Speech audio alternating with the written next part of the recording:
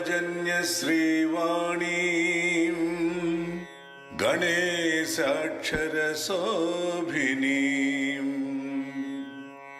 चतुर्वेदमयीं वन्दे वेदविज्ञानवेदिकां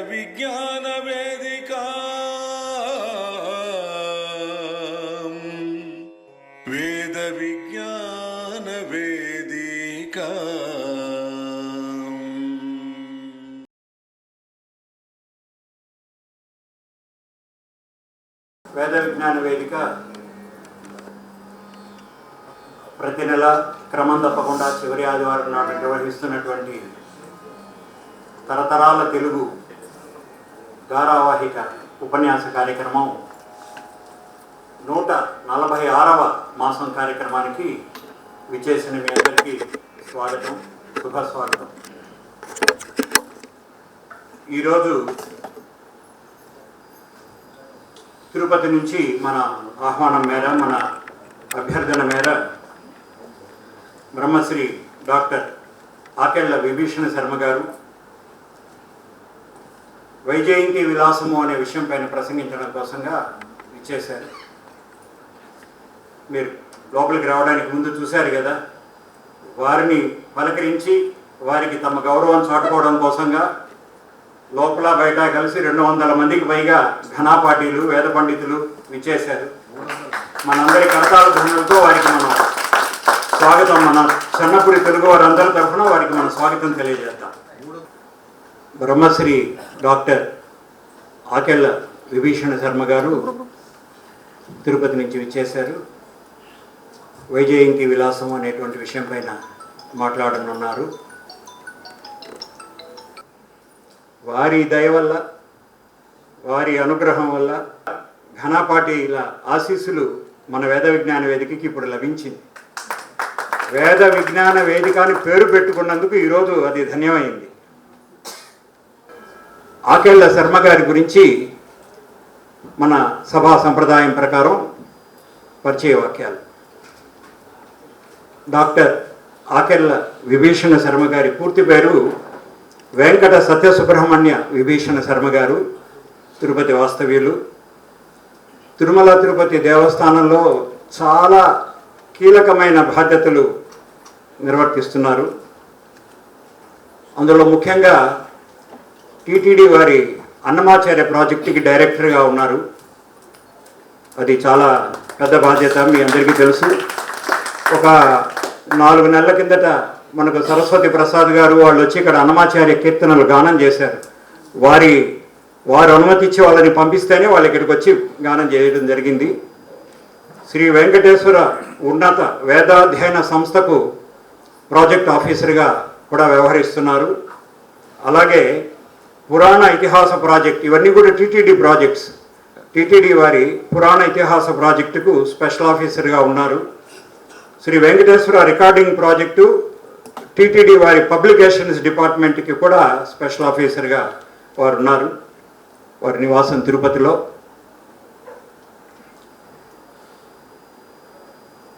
వారు ఏం చదువుకున్నారు అన్నది ఒకసారి చూస్తే, ఈ కోర్సుల పేరు కూడా నాకు ఇంతకుముందు తెలియవు.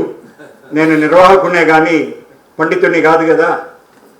సాహిత్య ఆచార్య, శిక్షాశాస్త్రి, వేద వాచస్పతి, ఎంఏ తెలుగు, విద్యా వారిధి, పబ్లిక్ రిలేషన్స్ అండ్ జర్నలిజంలో పీజీ డిప్లొమా, ఆలయ సంస్కృతి దాంట్లో పీజీ డిప్లొమా, ఇవన్నీ చేశారు.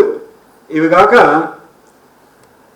ఎన్నో యూనివర్సిటీస్లో పత్ర సమర్పణ చేశారు. అందులో మచ్చుకకి తిరుపతి శ్రీ వెంకటేశ్వర విశ్వవిద్యాలయం, శ్రీ పద్మావతి మహిళా విశ్వవిద్యాలయం, ఇవి కాక తిరుపతిలోనే ఉన్నటువంటి శ్రీ వెంకటేశ్వర ప్రాచ్య పరిశోధనా సంస్థ, తర్వాత వరంగల్ కాకతీయ విశ్వవిద్యాలయం, వరంగల్ వాళ్ళు కూడా ఈరోజు మన సభలో ఉన్నారు సార్. శ్రీకృష్ణదేవరాయ విశ్వవిద్యాలయం అనంతపురం నుంచి, అలాగే గుంటూరు నాగార్జున విశ్వవిద్యాలయం, బెంగళూరు శ్రీకృష్ణదేవరాయ విశ్వవిద్యాలయం, ఇంకా కాలేజెస్ విజయవాడ సిద్ధార్థ కాలేజీ, మా గూడూరులో డిఆర్డబ్ల్యూ కాలేజీ, తర్వాత న్యూఢిల్లీ సాహిత్య అకాడమీలోను వీటిలన్నింటిలో కూడా వీరు ఆంధ్రప్రదేశ్ ప్రభుత్వ పురావస్తు ప్రదర్శనశాల హైదరాబాద్, భారత పురాతత్వ సర్వేక్షణ శాసన విభాగం మైసూరు వీటిలన్నింటిలో కూడా వారు వీరిని ఆహ్వానించడం, వీరు అక్కడ ప్రసంగం చేయడం, పత్ర సమర్పణ చేయడం జరిగింది. వీరు ప్రచురించినవి శ్రీ వెంకటేశ్వర స్వామి స్తోత్ర వాంగ్మయం సంస్కృతంలో, శ్రీనివాస విలాసం అంటే అన్నమయ్య సంస్కృత కీర్తనలను అనువాదం. సార్ అన్నమయ్య సంస్కృతంలో కీర్తన రాశాడని కూడా తెలియదు సార్ మాకు. వ్యాస షోడశి, తిరుపతి యాత్ర, తిరుపతి చరిత్ర మొదలైన 14 తెలుగు ప్రచురణలు వారు గావించారు. అలాగే వారు ప్రధాన సంపాదకులుగా వ్యవహరించినటువంటి గ్రంథాలు లేదా వాటికి వారు వ్యవహరించినటువంటి విషయాలు డాక్టర్ బాబావళిరావు గారు అనువదించిన లింగ మహాపురాణం, మహామహోపాధ్యాయ శ్రీపాద సుబ్రహ్మణ్యం గారు అనువదించిన మార్కండేయ పురాణం, డాక్టర్ ధూళిపాల ప్రభాకర్ కృష్ణమూర్తి గారు అనువదించిన వామన పురాణం, తరిగొండ వెంగమాంబ దాన శాసనాలు, గౌడిపెద్ది వారి సాహిత్య ప్రస్థానం, ఇలా 50కి పైగా తెలుగు, ఇంగ్లీషు, కన్నడం, తమిళం వీటిలన్నింటినీ కూడా వారు ఆ ప్రచురణలను వారి పర్యవేక్షణలో జరిగాయి. ఆ ప్రచురణలన్నీ లఘు ప్రచురణలు, వేద పరిచయ గ్రంథాలు 5, వైకుంఠ ఏకాదశి, శ్రావణ పూర్ణిమ, రథసప్తమి, కపిలేశ్వర స్వామి వాహన సేవలు, శ్రీవారి వాహన సేవలు, సంకీర్తన మహతి, ఇలా వివిధ పత్రికల్లో 100కు పైగా వ్యాసాలు వారివి ప్రచురించారు. అందులో సప్తగిరి, మూసి, కళాదీపిక, ఋషిపీఠం, దర్శనం ఇలాంటి ఆధ్యాత్మిక పత్రికలన్నింటిలో కూడా వారి రచనలు ప్రచురించడం జరిగింది.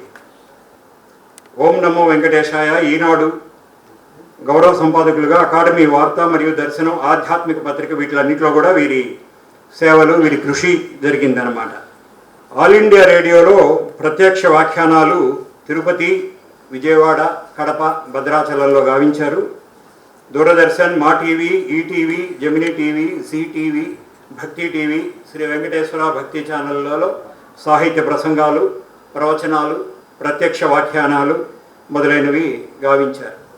ఇంతేకాకుండా అనేక ప్రాంతాలలో భువన విజయం, ఇంద్రసభ, సాహితీ కల్పకం, వైకుంఠ విజయం వంటి సాహితీ రూపకాలలో వివిధ సంస్థల కవి సమ్మేళనాలలో వీరి భాగస్వామ్యం ఉంది.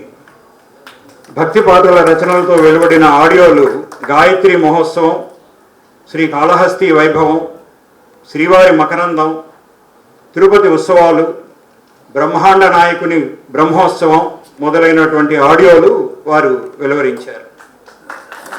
దేశ విదేశాల్లో కూడా వీరిని ఆహ్వానించి వీరి ప్రవచనాలు వారు అక్కడ ఏర్పాటు చేసుకోవడం జరిగింది. Singapore, Kuwait, Muscat, Dubai, Bahrain, Malaysia, England, Canada ఇంకా మరికొన్ని దేశాల్లో కూడా వీరు పర్యటించి అక్కడి స్థానికుల విజ్ఞప్తి మేర, అభ్యర్థన మేర శ్రీవారి వైభవం, భగవద్గీత, భాగవతం పైన ప్రవచనాలు, తర్వాత తెలుగునాట ఉన్నటువంటి అంటే తెలుగు రాష్ట్రాల్లో ఉన్నటువంటి వివిధ సంస్థల్లో ప్రవచనాలు, ఈరోజు తెలుగు రాష్ట్రానికి బయట ఉన్న మన తమిళనాడులో కూడా ఉపన్యాసం చేయనున్నారు. ఇవన్నీ కూడా వారు చేయడం జరిగింది. ముఖ్యంగా సంపూర్ణ సుందరాకాండ ప్రతి శ్లోక వ్యాఖ్యానం అంటే శ్రీ వెంకటేశ్వర భక్తి ఛానల్లో 465 రోజులు ప్రత్యక్ష ప్రసారం జరిగిందట. 2008లో కంచి కామకోటి ఆస్థాన పండితులుగా గౌరవింపబడ్డారు. 2009లో డాక్టర్ ధారా రామనాథ శాస్త్రి గారి పురస్కారం అందుకున్నారు. తర్వాత శ్రీగిరి ఆస్థానం ఒంగోలు వారిచే స్వర్ణ కంకణ సత్కారం, ప్రవచన రాజహంస బిరుదు పొందారు.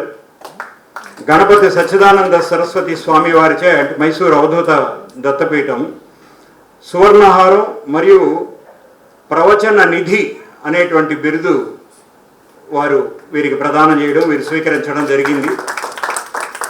నన్నయ్య భట్టారక పీఠం సాహిత్య పురస్కారం తణుకు వారిది. వానమామలై వరదాచార్య పురస్కారం కూడా వీరు అందుకోవడం జరిగింది. వీరి నిర్వహణలో లెక్కకు మించి వేద విజ్ఞాన వేదిక, వేద విజ్ఞాన సదస్సులు, వేద విజ్ఞానాన్ని రాగానే వేదిక అని వచ్చేస్తున్నాయి. వేద విజ్ఞాన సదస్సులు, శ్రీవారి నవరాత్రి మరియు సాలకట్ల బ్రహ్మోత్సవాలలో, అనేక పుణ్యక్షేత్రాలలో దశాబ్దానికి పైగా దాదాపు ఒక పుష్కర కాలంగా వారు నిర్వహిస్తూ వస్తున్నారు. చతుర్వేద హవనాలు విశాఖపట్నం, కొవ్వూరు, మైసూరు, కాశీ మొదలగు క్షేత్రాలలో కొప్పరపు సోదర కవిరాజులకు నీరాజనం జాతీయ సదస్సు 2012లో, శ్రీనివాస వేద విద్వత్ సదస్సు రాజమండ్రిలో 2013లో, వీటన్నిటిని కూడా వీరి నిర్వహణలో జరగడం జరిగింది. ఇంత గొప్ప పండితుడిని పండిత సత్కారం గావించుకొని వారి ఉపన్యాసం ప్రారంభించవలసిందిగా కోరుదాం. అలాగే మనందరి తరఫున జ్ఞాపికను బహుకరించి సత్కారం చేసుకుందాం.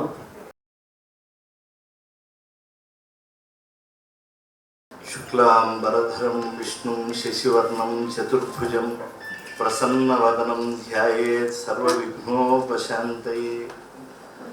మాతా రామో మత్పితా రామభద్రో భ్రాతా రామో మత్సఖా రాఘవేశః సర్వస్వం మే రామచంద్రో దయాళుః నాణ్యం దైవం నైవ జానే న జానే. మనోజవం మారుతతుల్యవేగం జితేంద్రియం బుద్ధిమతాం వరిష్టం వాతాత్మజం వానరయూధముఖ్యం శ్రీరామదూతం శిరసా నమామి. అరుణారుణం వైన అధరాధరంబులో వశ్య సిద్ధులు దాల్చు భవ్య శక్తి. హైరణ్యగర్భ విద్యా రహస్యమునేర్చు మహిత వేదాకార మంత్రమూర్తి. వలపు పుట్టిన నాటి తొలి ఉషస్సులలోని రాగమ్ములెరిగిన రసిక రాజ్ఞి. ముందు వెన్కలు లేని పురుటి నొప్పులతోడి ప్రకృతి నేలిన బ్రహ్మ పట్ట మహిషి. సార కవిలోక కంఠ ఘంటారవం రస జగత్ సృష్టికాదిమరంగ భూమి. సకల సమ్మోహక మహేంద్రజాల విద్య నలువ నాయిక నాలోన వెలయుగాక. గరళకూట వినీల కంఠాయ శంభవే మదనాంతకాయ ఓం నమః శివాయ.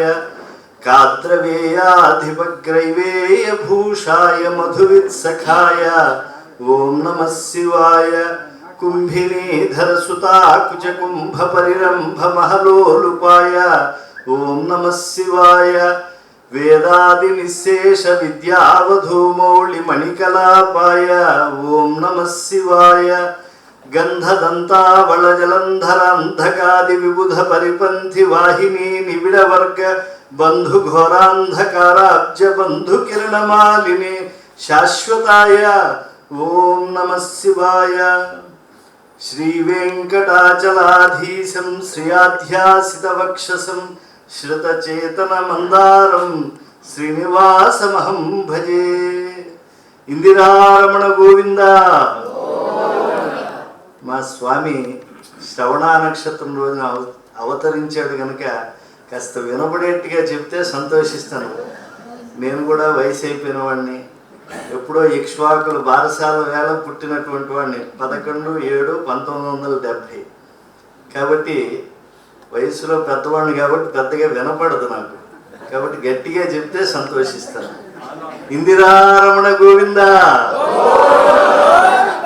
లక్ష్మీరమణ గోవింద, రమారమణ గోవింద, ధాత్రీ వరద గోవింద, మేదినీ వరద గోవింద, ధరావరద గోవింద, ఆంజనేయ వరద గోవింద, విభీషణ వరద గోవింద, సుగ్రీవ వరద గోవింద, వైదేహీ వరద గోవింద గోవింద గోవింద. చాలా సంతోషం, చాలా ఆత్మీయంగా ఉంది సభ. మామూలుగా ఆ బయోడేటా ఒకటి చదవకుండా ఉంటే బాగుండేది. పొరపాటును కూడా ఇది నేను రాసిచ్చినటువంటిది కాదు. మొన్న కేంద్ర సాహిత్య అకాడమీ సంస్కృత అంటే దాక్షిణాత్య భాషల్లోంచి సంస్కృతంలోకి అనువాదం చేయటం కోసం ఒక బయోడేటా అవసరమైంది. అప్పుడు కొన్ని విషయాలు మా దగ్గర మురళీధర్ చౌదరిని, ఆయన విశాఖపట్నంలో సిటీ కేబుల్ ఎండి, తిరుమలకి చాలా పదే పదే వస్తూ ఉంటాడు ఆయన. ఆ వచ్చినప్పుడు ఆయనకి చెప్తే ఆయన గవ్వగా టైప్ చేసి దాన్ని ఇంగ్లీష్ మీడియంలో తెలుగులో టైప్ చేసి ఇచ్చాడు ఆయన. జేకే రెడ్డి గారు, మధు గారు అడిగితే దాన్ని పంపించేసాను. అది విన్న తర్వాత మళ్ళీ ఇవన్నీ నేనే చేసినా అని నాకు అనుమానం వచ్చింది. ఇది ఏమైనా కూడా ఏదో చేసినవే ఒకసారి స్మరించుకుంటే కూడా ఆనందమే, కానీ చేయించినటువంటి వాడి గురించి చెప్పుకుంటూ ఉండాలి. నచేది హావేది మహతీ వినష్టి అంటుంది ఉపనిషత్తు. ఎన్నో జన్మలు ఎత్తుతూ ఉంటాడు మనుష్యుడు. అంటే ఈ మనుష్యత్వాన్ని, ఇక్కడి నుంచి ముముక్షత్వాన్ని పొందటానికి ముందుగా 84 లక్షల జీవరాశుల్లో మన పూర్వజన్మ ఏమిటో మనకు తెలియదు. నిజానికి ఇప్పుడు వచ్చింది చాలా ఉత్తమమైనటువంటి జన్మ అని చెప్పి శంకర భగవత్పాదులు వారు అంటారు ఒక చోట, జంతువునాం నరజన్మ దుర్లభం అని చెప్పి. ఎందుకని దుర్లభము అని చెప్పి మనం ఆలోచించుకుంటాం కదా. దానికి పెద్దలే ఒక తాత్వికమైనటువంటి ఒక శ్లోకాన్ని చెప్పారు. ఆహార నిద్ర భయము మైథునంచ సామాన్యమేతత్ పశుభిర్ నరాణం బుద్ధిస్తు తేషాం అధికో విశేష అన్నారు. అంటే ఆచార్యులు చెప్పారు కాబట్టి అది నిజమే అని చాలా రోజులు బాగా దాన్ని విశ్వసిస్తూ వచ్చారు. ఒకరోజు సమానమేతత్ అని అన్నారు ఆచార్యులు వారు. నిజానికి సమానంగా మనకి అంత దిక్కుమాలినటువంటి లక్షణాలు ఉన్నాయా అని ఆలోచన వచ్చింది. అంటే ఆహారము నిద్ర భయము మైథునము సామాన్యమేతత్ పశుభి నరాణం బుద్ధిస్తు తేషాం అధికో విశేష. నరులకు బుద్ధి ఒకటి ఉంది, బుద్ధో తత్వార్థ దర్శిన్యం, మిగతా వాటిలో సమానమేనా అని అంటే ఆహారము, ఆకలి వేసినప్పుడు జంతువులు ఎలా తింటాయో మనము అలాగే తింటాం. కొంచెం ఆలోచిస్తే వాటికన్నా మనమే ప్రమాదమేమో అనిపించింది. ఎందుకంటే ఫ్రిడ్జ్లో దాచిపెట్టుకుని తింటాం అనేటువంటిది, మురగబెట్టుకుని తింటాం అనేటువంటిది వాటికి అలవాటు లేదు. ఈనాటి సాంబారు ఏనాటిదో అని చెప్పి పాటలు పాడుకుంటూ తినేటువంటి గొప్ప లక్షణం మనకుంది. నిద్ర పాపం అవి దైహికమైనటువంటి శ్రమ వల్ల వాటికి ఒత్తిడి ఏర్పడి ఆ ఇంద్రియముల యొక్క వైకల్యము తొలగటానికి వారు ఆ జంతువులను నిద్రపోతూ ఉంటే చూస్తూ ఉంటారు. కానీ వీరు కాస్త మాత్రలు ఔషధాలు అవి గట్రా పుచ్చుకుని నిద్ర తెచ్చుకునేటువంటి వాళ్ళు. కాబట్టి సామాన్యంగా లేవు ఈ లక్షణాలు. భయము, వాటికి కేవలం శత్రువు దాడి చేసినప్పుడు మాత్రమే భయం ఉంటుంది. ఓ పాముకి ముంగిసినో నెమలనో చూసినప్పుడు భయం ఉంటుంది. లేదా మరో జంతువుకి, ఓ కుందేలుకు దానికన్నా పెద్ద జంతువుని చూస్తే, ఓ సింహానికి ఒక ఏనుగు, బలిసినటువంటి ఏనుగుల చేత కొట్టబడిన సింహాలు కూడా ఉంటాయి. సింహం స్వప్నంలోకి వస్తే చనిపోయినటువంటి ఏనుగులు ఉంటాయి, అందుకే సింహ స్వప్నము అని అంటారు.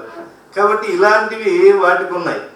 మనకి ఈడీలు, ఎన్ఫోర్స్మెంట్లు, పేపర్ విప్పితే చాలు ఎన్ని కనిపిస్తూ ఉంటాయో, ఎన్ని రకాల భయాలు. కాబట్టి ఇన్ని భయాలు లేవు, వాటికే అభయం ఉంది, మనకే భయం ఎక్కువగా ఉంది. ఆహార నిద్ర భయమైతునంచి సామాన్యమేతత్ పశుభిర్ నరాణం బుద్ధిస్తు దేశం. అంటే బుద్ధి అంటే కేవలం చింతన అనేటువంటి అర్థమే కనుక మనం తీసుకుని ఉంటే, జియోగ్రఫికల్ ఛానల్ చూస్తే బుద్ధిలో షార్క్ చేపలు మనకన్నా 8 రెట్లు ఎక్కువ ఒకసారి చెప్తూ ఉంటే నేను విన్నాను. అదృష్టవశాత్తు దురదృష్టవశాత్తు టీవీ పెడుతూ ఉంటాం. పెట్టినప్పుడు కొన్ని విషయాలు తెలుస్తూ ఉంటాయి, ఈ వైజ్ఞానిక విషయాలు. దాంట్లో మనకన్నా ఎంతో ఎక్కువ బుద్ధి ఉంది. మరి మానవుల్లో ఏముంది? కొన్ని సంఘీభావంగా ఉంటారండి వీళ్ళంతా. అంటే ఇప్పుడు ఇన్ని రకాల కుమ్ములాట్లా అండి.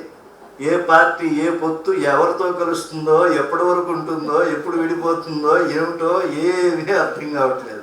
ఇంతమంది ఇన్ని రకాల టీవీల్లో వ్యాఖ్యానం చేస్తున్నా మనకి ఏమీ అంత బ్రహ్మ మిథ్యం అన్నట్టుగా బ్రహ్మ పదార్థం ఎలా అయితే అదన్నా అర్థం అవుతుంది, కానీ ఇవి అర్థం కావడం లేదు. కాబట్టి సామూహికంగా ఉండటం అంటే చీమలు ఉంటున్నాయి, కోతులు ఉంటున్నాయి, అలాగే పక్షులు ఉంటున్నాయి. ఓ కాకి చచ్చిపోతే 100 కాకులు వస్తూ ఉన్నాయి. కాబట్టి ఇది కూడా కాదు. బుద్ధౌ తత్వ అర్థదర్శిన్యాం అంటే తాత్వికంగా మానవుడు తాను ఏది అవ్వాలి అనేటువంటి దాన్ని నిర్ణయించుకోగలిగినటువంటి సామర్థ్యాన్ని కలిగి ఉన్నాడు. అందుకే ధర్మ అర్థ కామ మోక్షములుగా జీవనాన్ని ఎప్పుడూ కూడా నడిపించుకుంటూ సమపాళ్లలో వాటిని పాటిస్తూ ఉన్నప్పుడే జీవితం ఔచితీయవంతం అవుతుంది. ధర్మపరమైనటువంటి అర్థం, ధర్మానికి అభిన్నమైనటువంటి కామం, అది భగవత్ స్వరూపమే. అదే పరమాత్మ గీతలో చెప్పాడు. ధర్మానికి అభిన్నమైనటువంటి కామోస్మి మోక్షోస్మి అని చెప్పారు. అంటే మోక్షం ఇచ్చే జనార్దనాథ, ఆయన వల్ల మోక్షం వస్తుంది. కానీ ధర్మమునకు భిన్నమైనటువంటి కామాన్ని కానీ ధర్మమునకు భిన్నమైనటువంటి అర్థాన్ని కానీ మనం ఆశ్రయించనంతకాలం మనము మోక్షానికి పాత్రులయ్యేటువంటి నిర్హేతుకమైనటువంటి పరమాత్మ దయకు ఉపాధేయమైనటువంటి జీవనాన్ని గడుపుతున్నాము అనేటువంటి సత్యాన్ని మనం తెలుసుకోవాలి. సరే, వేద విజ్ఞాన వేదిక అనేటువంటి పేరుతో మీరు ఒక సంస్థను నడుపుతూ తెలుగు కావ్యాలపైన సమీక్ష చేస్తూ ఉన్నారు అని చెప్పి నాకు నిర్వాహకులు తెలియజేసినప్పుడు, ఏదో కావ్యం చెప్పండి అని అంటే ఇంచుమించుగా అన్ని కావ్యాలు చదివినటువంటి వాడిని. కానీ అన్ని కావ్యములు సమీక్షలు ఇక్కడ జరుగుతూ ఉన్నాయంటే విడిచిపెట్టబడినటువంటి కావ్యాలు ఏమై ఉంటాయి అని చెప్పి నేను ఆలోచన చేశాను. ఎందుకంటే ప్రబంధ యుగంలో కడపటి కాంతి దీపం సారంగు తమ్మయ్య. ఎందుకంటే సారంగు తమ్మయ్య అనేటువంటి ఆయన తానీషా కులువులో ఉండేటువంటి వాడు, పరమ సంపదలు అనుభవించినటువంటి వాడు. అంతేకాకుండా ఆయన తల్లిదండ్రులు అందరూ కూడా, పూర్వీకులు అందరూ కూడా మంత్రులుగా పనిచేసినటువంటి వారు. అందువల్ల బహుశా ఈ కావ్యం అంత ప్రసిద్ధిలో లేదు కనుక దీన్ని చెబుదాము అని. నిజానికి ఇష్టమైన కావ్యం ఏది అని అంటే తెనాలి రామకృష్ణుడు రాసినటువంటి పాండురంగ మహాత్మ్యమే. నేను ఎన్ని కావ్యాలు చదివినా కూడా సంస్కృతము తెలుగులో నాకు మనుష్యులు ముఖాలు గబుక్కును గుర్తుండవు, పేర్లు గబుక్కును మర్చిపోయి ఒకదాని ఒకటి పలుకుతూ ఉంటాను. అందుకని సాధ్యమైనంత మడుక్కు ఎదుటి వాళ్ళకి కనిపించినప్పుడు నమస్కారం పెడుతూ ఉంటాను. వాళ్ళని గుర్తుపట్టడం కూడా నేను చాలా ఘోరంగా ఉంటుంది. ఎందుకంటే మొన్న బ్యాంకుకి వెళ్ళారు. దయచేసి అందరూ చాలా ఉన్నతులుగా కనిపిస్తున్నారు కాబట్టి పరమ రహస్యాన్ని మీకే చెప్తున్నాను. దయచేసి ఎవరికి చెప్పద్దు. విభీషణ శర్మ పరిస్థితి ఇలా ఉంది అని అంటే ఉండే ఉద్యోగం కూడా పోతుంది. నేను బ్యాంకుకి వెళ్ళిన తర్వాత బ్యాంక్కి వెళ్ళి కొంత డబ్బు కట్టాను, ఇంకా కొంత ఇవ్వాలి. వాళ్ళు ఒక ఆవిడ వచ్చి నేను ఇంట్లో ఇచ్చేస్తాను గురువు గారు అని. చాలా ఎక్కువ అమౌంటే ఇవ్వాలి, 1700 దాకా ఇవ్వాలి. ఆవిడ ఇంట్లో ఇచ్చేస్తానంటుంది. ఈవిడెవరో తెలియనప్పుడు ఇంట్లో ఎలా ఇస్తుంది ఈవిడ అని చెప్పి అనుమానం వచ్చి సరిగ్గా వినలేదేమో అని, మీరు ఇచ్చే వరకు కావాలంటే కూర్చుంటాను అన్న. తెలివితేటలు ఏంటంటే మనం చెప్పకుండా ఎదుటి వాళ్ళ చేత మళ్ళా మాట చెప్పించాలి కదా. కాబట్టి వాళ్ళు చెప్పింది సరిగ్గా వినకుండా ఒకదానికి ఒకటి మాట్లాడుతున్నామేమో అని ఈ తెలివి ప్రదర్శిస్తే, స్వామి నేను మీ ఇంటికి తెచ్చి ఇచ్చేస్తాను, మీరు లేకపోయినా పర్లేదు, మీ ఇళ్ళకి ఇచ్చేస్తాను అంది. ఈవిడెవరో తెలియదు. ఈ బ్యాంకుకి వచ్చి కట్టడం నేను ఇదే మొదటిసారి. SBIకి నాది అకౌంట్ ఉండేది యూనియన్ బ్యాంకు, ఇంతకుముందు ఆంధ్ర బ్యాంకులో, అది ఇప్పుడు యూనియన్ బ్యాంక్గా మార్చారు. ఈవిడ ఇంటికి తెచ్చి మరీ ఇస్తానంటే ఈ 1700 పోగొట్టుకోవడమే కదా అని చెప్పి, సరే మీరు దొంగిలించారంటే బాగున్నది కదా, లేదా మీరు ఏదో ఎత్తుగడ వేశారంటే బాగున్నది కదా, అందుకని జాగ్రత్తగా మిమ్మల్ని నేనేమి గుర్తుపెట్టినట్టు లేదండి. అదేమిటండి, నేను మీ ఎదురింట్లో ఉంటాను, మీరు ఆంజనేయ స్వామి గుడి దగ్గర ప్రతి ప్రవచనంలో మొదటి వరుసలో కూర్చుంటూ ఉంటాను, మీరు నన్ను చూసే చెప్తూ ఉంటారు కదండి. ఆవిడని చూసి చెప్తున్నారా, ఆవిడ అలా సంతోషిస్తుంది, పర్వాలేదు, ఓహో మా ఎదురింట్లో ఉంటారా అని. తర్వాత మధ్యాహ్నం ఇంటికి వెళ్ళి అవి ఇచ్చి, మీ ఆయన నన్ను గుర్తుపట్టలేదు అని మా ఆవిడికి చెప్తే, అదృష్టవశాత్తు ఆయన నన్ను గుర్తుపడుతున్నారు. చాలామంది మా బంధువులు గుర్తుపట్టరు, పెళ్ళైన వాళ్ళు నీ పెళ్ళి ఎప్పుడు అంటూ ఉంటారు. ఆయనతో ఇదే సమస్య. కానీ ఈ పద్యాలు కానీ శ్లోకాలు కానీ బ్రహ్మరాక్షసులండి, అవి మాత్రం ధారణలో ఉంటాయి. ఈ వైజయంతి విలాసం ఎందుకు చెప్తున్నానంటే దాదాపు 25 ఏళ్ల క్రితం చదివా. మళ్ళా ఎప్పుడైతే పాపం వీళ్ళు ముద్రాపణం చేసుకుంటున్నాం కరపత్రిక అని అన్నారో వెంటనే మళ్ళా వెళ్ళి ఆ పుస్తకం తెచ్చినప్పటి నుంచి ఈ రోజు వరకు చదువుదాం అంటే కుదరలేదు. సరే ముందుగా చెన్నైకి వచ్చేసి ఆంధ్ర క్యాంప్లో దిగేసి ఇక్కడ చదువుదామని ఇక్కడికి తెస్తే ఒక ఆయన 1 గంట సేపు, ఇంకొక ఆయన అరగంట సేపు, అలా పెద్దవాళ్ళు చాలా ఉన్నత స్థాయిలో ఉండేవాళ్ళు అలా మాట్లాడుతూనే ఉన్నారు. వాళ్ళు మాట్లాడుతూ ఉంటే కనీసం అనే అనాలి కదా, కాబట్టి అది కూడా నేను పెద్ద వినలేకపోయాను.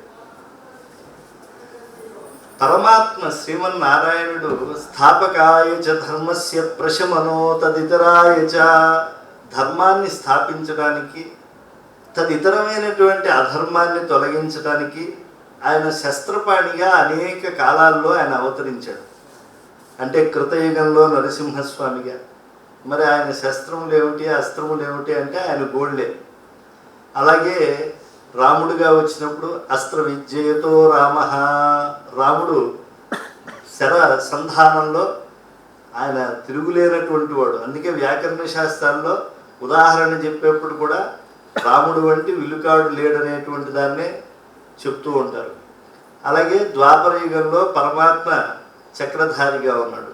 ఇంకా అనేకమైనటువంటి అవతారాలు ఆయన ఎత్తాడు. 10 అవతారాలు ఉన్నాయి. మత్స్య, కూర్మ, వరాహశ్చ, నారసింహశ్చ, వామన, రామో రామశ్చ అని చెప్పి భవిష్యత్ అవతారమైనటువంటి 10 అవతారాల్లో కల్కి కూడా శస్త్రధారిగా వచ్చి ఆయన ఈ చండాలులు మేచ్చులు వీళ్ళందరినీ ఆయన సంహరించి భూమిని రక్తంతో కళ్ళాపు చల్లి తరువాత వచ్చేటువంటి కృతయుగానికి ఆయన నాంది పలుకుతారు అని చెప్పి చెప్తూ ఉన్నారు. మరి ఈ నేపథ్యంలో కలియుగంలో మరి మానవులు దైవాసుర సంపత్ విభాగ యోగం మనం అందరం చదివాం కదా, 2 భావాలకి ఏకరూపతతో ఉంటారట.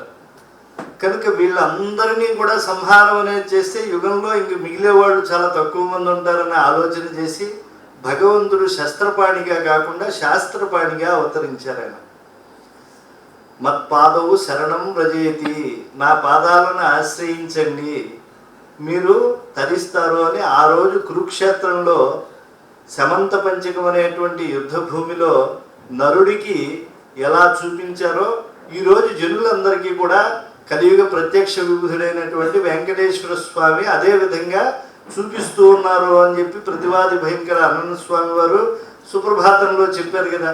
పార్థాయ త్వత్సదృశ సారథినాత్వయైవ యోదర్శితో స్వచరణౌ శరణం వ్రజేతి భూయోపి మహ్యమిహతో కరదర్శితో తే శ్రీ వెంకటేశ చరణౌ శరణం ప్రపద్యే.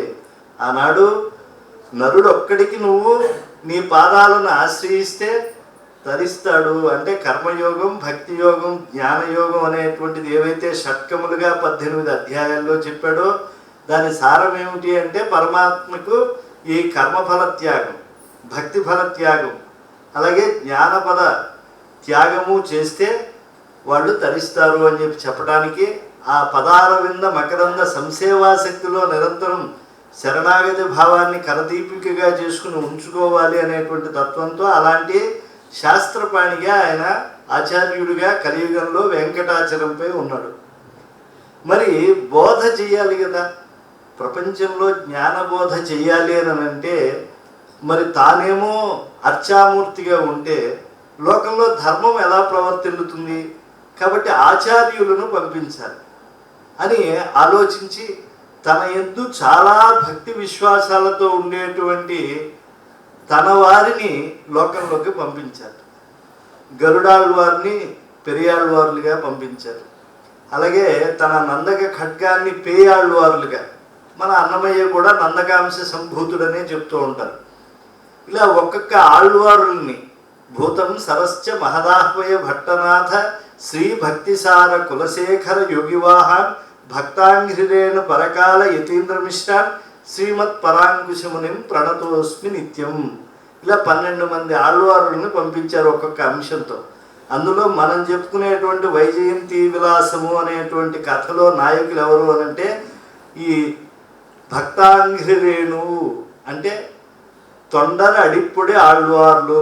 తమిళ భాషలో తొండరుడు అంటే భక్తుడు, అడి అంటే పాదము, పాదమందు పొడి ధూళిగా తనను తాను భావించుకునేటువంటి వాడు ఈ లోకంలోకి వచ్చారు. ఆ వచ్చినటువంటి ఆయన ఎలా వచ్చారు అని అంటే వైజయంతి వనమాలిక అని మహావిష్ణువు మెడలో వాడనటువంటి ఒక మాల ఉన్నది. క్షీరసాగర మథనం జరిగినప్పుడు అందులో సముద్రం నుంచి ఉద్భవించినటువంటి లక్ష్మీదేవత తతశ్చావిరభూల్ లక్ష్మీ శ్రీరమా హృదయేశ్వరి రంజయంతి దిశ కాంత్యా విద్యుత్ సౌదామినీయథ. సుదామ పర్వతం దగ్గర ప్రారంభమయ్యి ఒక మెరుపు తీగ లోకంలోకి వస్తుంది. దాన్ని సౌదామిని అంటారు. మెరుపులలో సౌదామిని యొక్క కాంతి ఇంక ఏ మెరుపుకి రాదు. ఆ మెరుపు తీగతో సమానమైన కాంతి కలిగినటువంటి లక్ష్మీదేవత వచ్చి తన కరకమలాలతో కల్హారమాలని శ్రీనివాసుని కంఠార్పితం చేసి అమ్మవారు ఆయన వక్షస్థిని అలంకరించింది. అప్పుడు ఆయన మెడలో ఉండేటువంటి ఆ వైజయంతి వనమాలిక ఏదైతే ఉన్నదో మహాలక్ష్మి శ్రీనివాసునికి సమర్పించినది. అది ఏనాటికి కూడా వాడిపోనటువంటి ఆ వనమాలిక అంశతో పుట్టినటువంటి వారు ఈ యొక్క తొండరడిప్పుడు ఆళ్వార్లు. ఈయన ఎక్కడ పుట్టారు అంటే చారిత్రకంగా 894 అని చెప్తూ ఉన్నారు. మన్నంగుడి అని తమిళ దేశంలో ఉండేటువంటి అగ్రహారం కావేరీ తీరంలో ఆయన జన్మించారు. జన్మించిన తరువాత ఎప్పుడూ కూడా నారాయణ నామాన్ని ఎక్కువగా పెట్టుకునేటువంటి వైష్ణవ అగ్రహారాలు ఉండేటువంటి చోటు. అనేక జాతులు కలిసి ఉంటూ ఉంటాయి. సహస్ర వృత్తులలో ఉండేటువంటి వాడు అన్నీ కూడా పరమాత్మ స్వరూపమైన వేదంలో చెప్పడం జరిగింది కదా. కులాలాశ్చమే కర్మాలాశ్చమే అని చెప్పి ఎన్ని వృత్తులు ఉన్నాయో అన్ని వృత్తులు నా రూపమే అన్నారు. కాబట్టి అటువంటి వృత్తులు ఉండేటువంటి వాళ్ళు అందరిళ్లలో నారాయణుడు ఉన్నాడు. ఇక్కడ కూడా వీళ్ళింట్లో నారాయణుడు పుట్టాడు కనుక వీరికి విప్రనారాయణుడు అనేటువంటి పేరు పుట్టాడు. మరి ఈ విప్రనారాయణుడు వైజయంతి వనమాలిక అంశం అని లోకంలో ఎలా తెలిసింది అంటే కొంచెం పూర్వరంగానికి వెడితే వీరి తండ్రి గారు గొప్ప వేదాధ్యయన పండితుడు. ఆ అగ్రహారం అంతా కూడా వేద పండితులకు ద్రావిడ పంచమో వేద అన్నారు కనుక పంచమ వేదంగా ఉండేటువంటి దివ్య ప్రబంధానుసంధానం చేసేటువంటి వారికి నిలయంగా ఉండేటువంటిది. అటువంటి అగ్రహారం మండంగుడిలో వీరి తండ్రి గారు తల్లి గారు నివసిస్తూ ఉంటే చాలా కాలం ఈయన పుట్టలేదు. సంతాన లేమితో తల్లిదండ్రులు వ్యధ చెందుతూ ఉన్నారు. ఈ అపుత్రకత్వం అనేటువంటి బాధ ఆవిడ పొందుతూ ఉంటే ఓ రోజు భిక్షకు వచ్చాడు ఒక ఆయన. సీతారామాభ్య నమః అని చెప్పి ఆయన చేతులు జాపాడు. జాపితే ఈవిడ భిక్ష తీసుకొచ్చింది. నువ్వు అనపత్యవు, నీకు సంతానం లేదు, అటువంటి నీ చేత భిక్ష నాకు అనవసరము, నేను వెళ్ళిపోతున్నాను అన్నాడు. స్వామి, ప్రతి గృహస్థు కూడా వండినటువంటి వంటని వాసుదేవార్పణం చేసి అందులో కొంత అభ్యాగతుల కోసం ఉంచి కొంత భాగం తినడం అనేటువంటిది మా ఇంట సంప్రదాయము.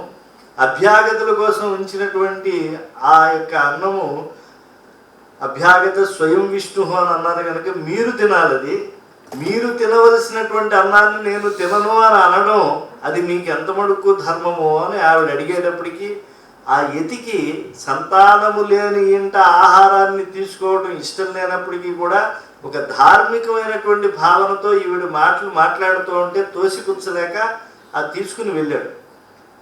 ఎదుటివారి భావాన్ని గ్రహించగలిగినటువంటి తల్లి చాలా బాధపడి భర్తకి చెప్పింది, ఏదో సంతాన ప్రతిబంధకమైన దోషం అది నీ ఎందైనా నా ఎందైనా ఉండవచ్చు, మన దాంపత్య ధర్మం ఎప్పటికైనా అతిక్రమిస్తుంది దాన్ని, అటువంటి గొప్ప నారాయణ స్మరణ మనం చేద్దాము, పుడితే నారాయణుడు అనేటువంటి పేరే మనం పెట్టుకుందాము అని చెప్పి నిర్ణయించుకున్నారు. పక్క రోజు ఆమెకి కల వచ్చింది. ఆ కలలో వైజయంతి వనమాలికి వచ్చి ఆమె గర్భమందు ప్రవేశించినటువంటి ఆ సన్నివేశాన్ని ఆమె చూసింది.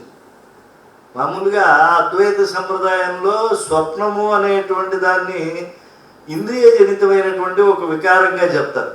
కానీ చాలా చోట్ల గ్రంథాలలో స్వప్నం అనేటువంటిది విచారిస్తే సత్యాన్ని తెలియజేసేటువంటిదే అనేటువంటి గొప్పదైనటువంటి రహస్యం ప్రతిపాదించబడింది.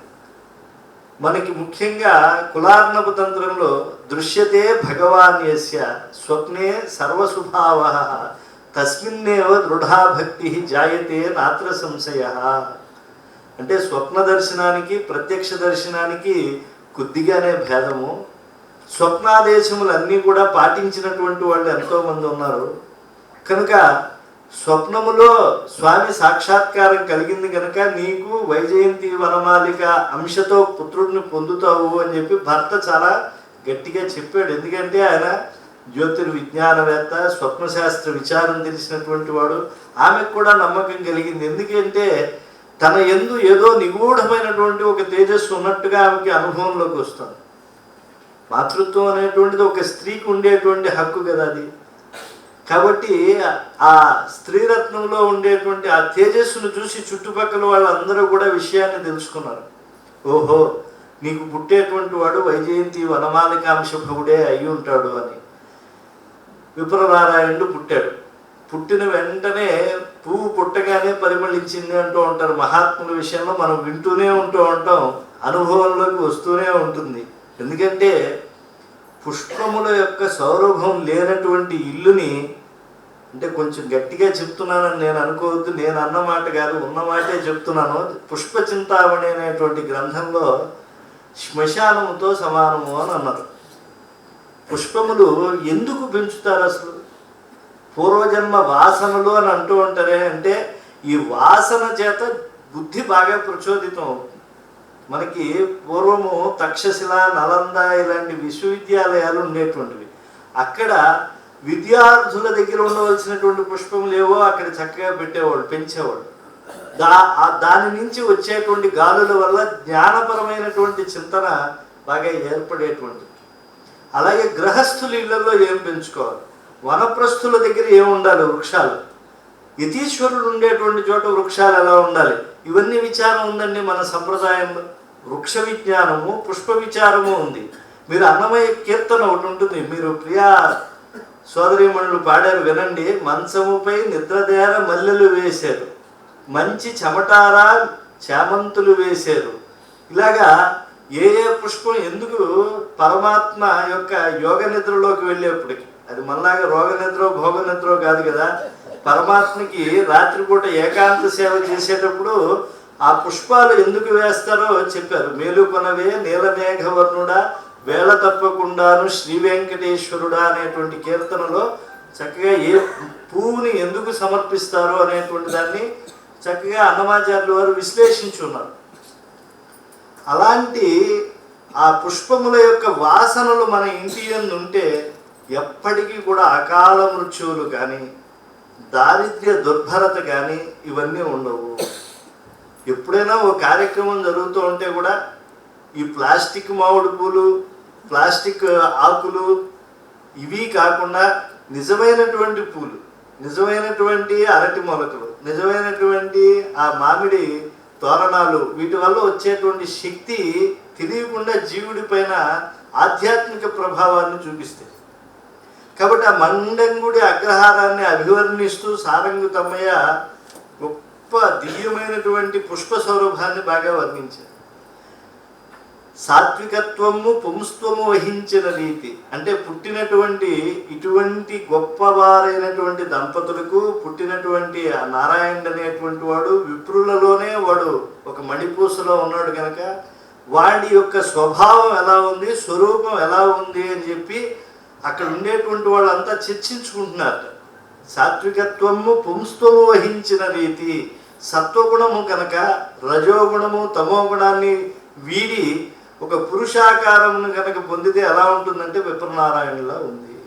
సాత్వికత్వము పుంస్త్వము వహించిన రీతి, వినయంబు మూర్తీభవించినట్లు, కరుణ మనుష్య విగ్రహము దాల్చిన పోల్కి, జ్ఞానంబు సాకారమైన పగిది, సత్యంబు పురుష వేషము ధరించిన లీల, తాల్మి శరీరవంతముగు భాతి, శాంతంబు మానవ జన్మమెత్తిన జాడ, హరిభక్తి తను పొందినట్టి సరణి, సకల కళ్యాణ గుణరత్న జలధియగుచు వెలవి శ్రీ వైష్ణవాచార విమల భక్తి, భగవద్ అష్టాక్షరీ పరమ భగవద్ అష్టాక్షరి పరమ మంత్ర జప పరాయణుండు విప్రనారాయణుండు.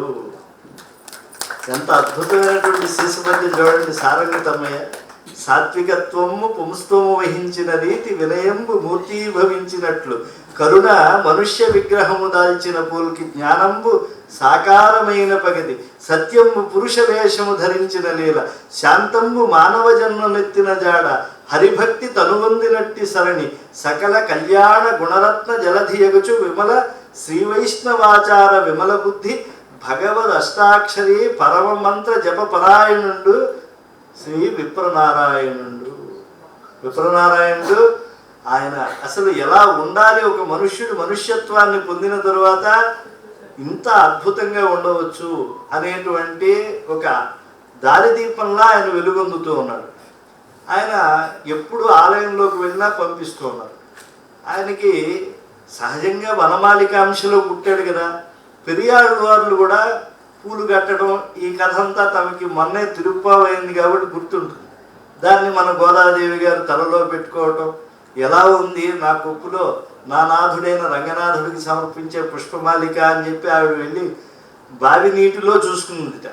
చూసుకుంటే రాయలవారు ఆముక్తమాల్యంలో అంటారు, నీల వృష కకుద్రేఖకు ఒకంత ఒరిగినట్లు నల్లటి ఆబోతు మూపురం ఓ పక్కకి మాంసం ముద్ద ఓ పక్కకి పడిపోయి ఉన్నట్టుంటుంది. అలా ఉందిట గోదాదేవి కొప్పు ఆ పూమాలలతో అలంకరించుకున్న తర్వాత. బారహ నిబద్ధ కేటకమ్మనగా అంటారు. అంటే మన్మధుడికి ఆ బాణాలు ఉంటాయి, అందరికీ తెలుసు, అరవిందం, అశోకం, చోతం, నవమల్లిక, నీలోత్పలం ఇలాగా. అలాగే ఆయన దగ్గర ఖడ్గం ఉంటుంది, చెరుకు విల్లు ఉంటుంది, అలాగే ఒక డాలు ఉంటుందిట. అది నెమిలి ఈకల డాలు. ఆ నెమిలి ఈకల డాలులాగా ఉందిట ఈ యొక్క అమ్మవారి గోదా అమ్మవారి కొప్పు.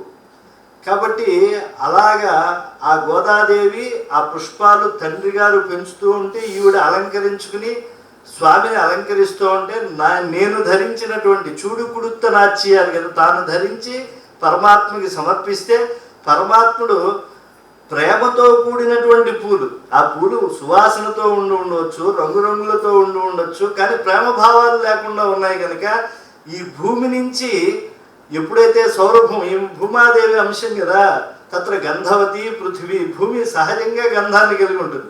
వర్షపాతం పడంగానే మట్టి వాసన వచ్చిందండి అంటే అప్పటికప్పుడు మట్టికి వాసన రాలేదు, ఎప్పుడూ ఉంటుంది, అప్పుడు బయటపడింది. కనుక అలా భూమి నుంచి వచ్చినటువంటి పుష్పాలతో అనుబంధం ఆవిడకు ఉంది కాబట్టి ఆవిడ పూలను తాను ధరించి రంగనాథుడికి సమర్పిస్తే ఆయన పూల రంగడయ్యాడు. అలాగే ఈయన కూడా విప్రనారాయణుడు కూడా పూలు బాగా అల్లి చక్కగా ఆయనే కూర్చి అవి అర్చక స్వాములకు ఇచ్చి తర్వాత శుచిస్నాథుడే ఆలయానికి వెళ్ళి ఆయన పూల మధ్య అలంకరింపబడితే ఆ రంగనాథ పెరుమాళ్ళను చూసి ఈయన చాలా ఆనందాన్ని పొందుతూ ఉండేవాడు. అసలు ఆ భక్తి ప్రేమతో ఉండేటువంటి వాళ్ళు ఆళ్వారు. అందుకే అసలు పరమాత్మ ఎక్కడ ఉంటాడు అంటే వేదం ఏం చెప్పింది, ఇందాక వాళ్ళు చదివారు కదా, ధ్యేయ సదా సవితృమండల మధ్యవర్తి నారాయణ సరసిజాసన సన్నివిష్ట కేయూరవాన్ మకరకుండలవాన్ కిరీటి హారీ హిరణ్మయవపు ధృత శంఖ చక్ర. 12 మంది సూర్యులు ఉంటారు. ఆ 12 నెలలు కదా, ఒక్కొక్క ఋతువుకి అధిష్టానంగా 2 సూర్యులు ఉంటారు. షడ్ఋతువులకి ఉండేటువంటి ఆ 12 మంది సూర్యుల మధ్యలో ఉండేటువంటి ఆతపానికి నారాయణుడు చాలా బాధపడుతూ ఉన్నట్ట. ఇక్కడ వద్దు, సూర్యుల మధ్య కన్నా సూర్యుల మధ్యలో, సూర్య అంటే పండితుడు కదా, ఈ 12 మంది భక్తి అనేటువంటి ద్వారా పండినటువంటి వాళ్ళు ఉన్నారు కదా, ఈ పండితుల మధ్యలో ఉంటే ఆయనకి చాలా ఆనందంగా ఉందట. అలా 12 సూర్యులందును సముద్యుల్లీల కాపున్న తా వెగ్గలికం తాపము బాప నా నిజమన సంజాత కంజాత పుష్కల మాధ్వీక చరిన్ మురారి సుగియంగా చొక్కి ఇలా ధన్యాత్మలో 12 సూర్యులందరూ మోక్షేచ్ఛామతిని దివ్యులం. నిరంతరం మకరందాన్ని అలా స్రవింపజేసేటువంటి పూల మధ్యలో ఉంటే ఎలాంటి హాయి కలుగుతుందో అలాగా ఈ 12 మంది భక్తి అనేటువంటి సౌరభాన్ని విరజిమ్మేటువంటి పుష్పసములైనటువంటి ఆళ్వారుల మధ్యలో ఉండటం చేత భగవంతుడు ఆనందంగా ఉన్నాడు. సూర్యుల మధ్యలో ఆనందంగా లేడు, సూర్యుల మధ్యలో ఆనందంగా ఉన్నాడు అన్నారు. అందులో ఈ ఆళ్వారు అనేటువంటి పుష్పం ఎలాంటి వాడు అని అంటే మిగతా 11 పుష్పాల కన్నా విలక్షణమైనటువంటి వాట. ఇలాంటి భక్తిపరుడు, భగవంతుని యందు అనురక్తి కలిగినటువంటి వాడు, నారాయణుడు అనేటువంటి పేరు కలిగినటువంటి వాడు, ఈయనకి ఒక ఆలోచన వచ్చింది.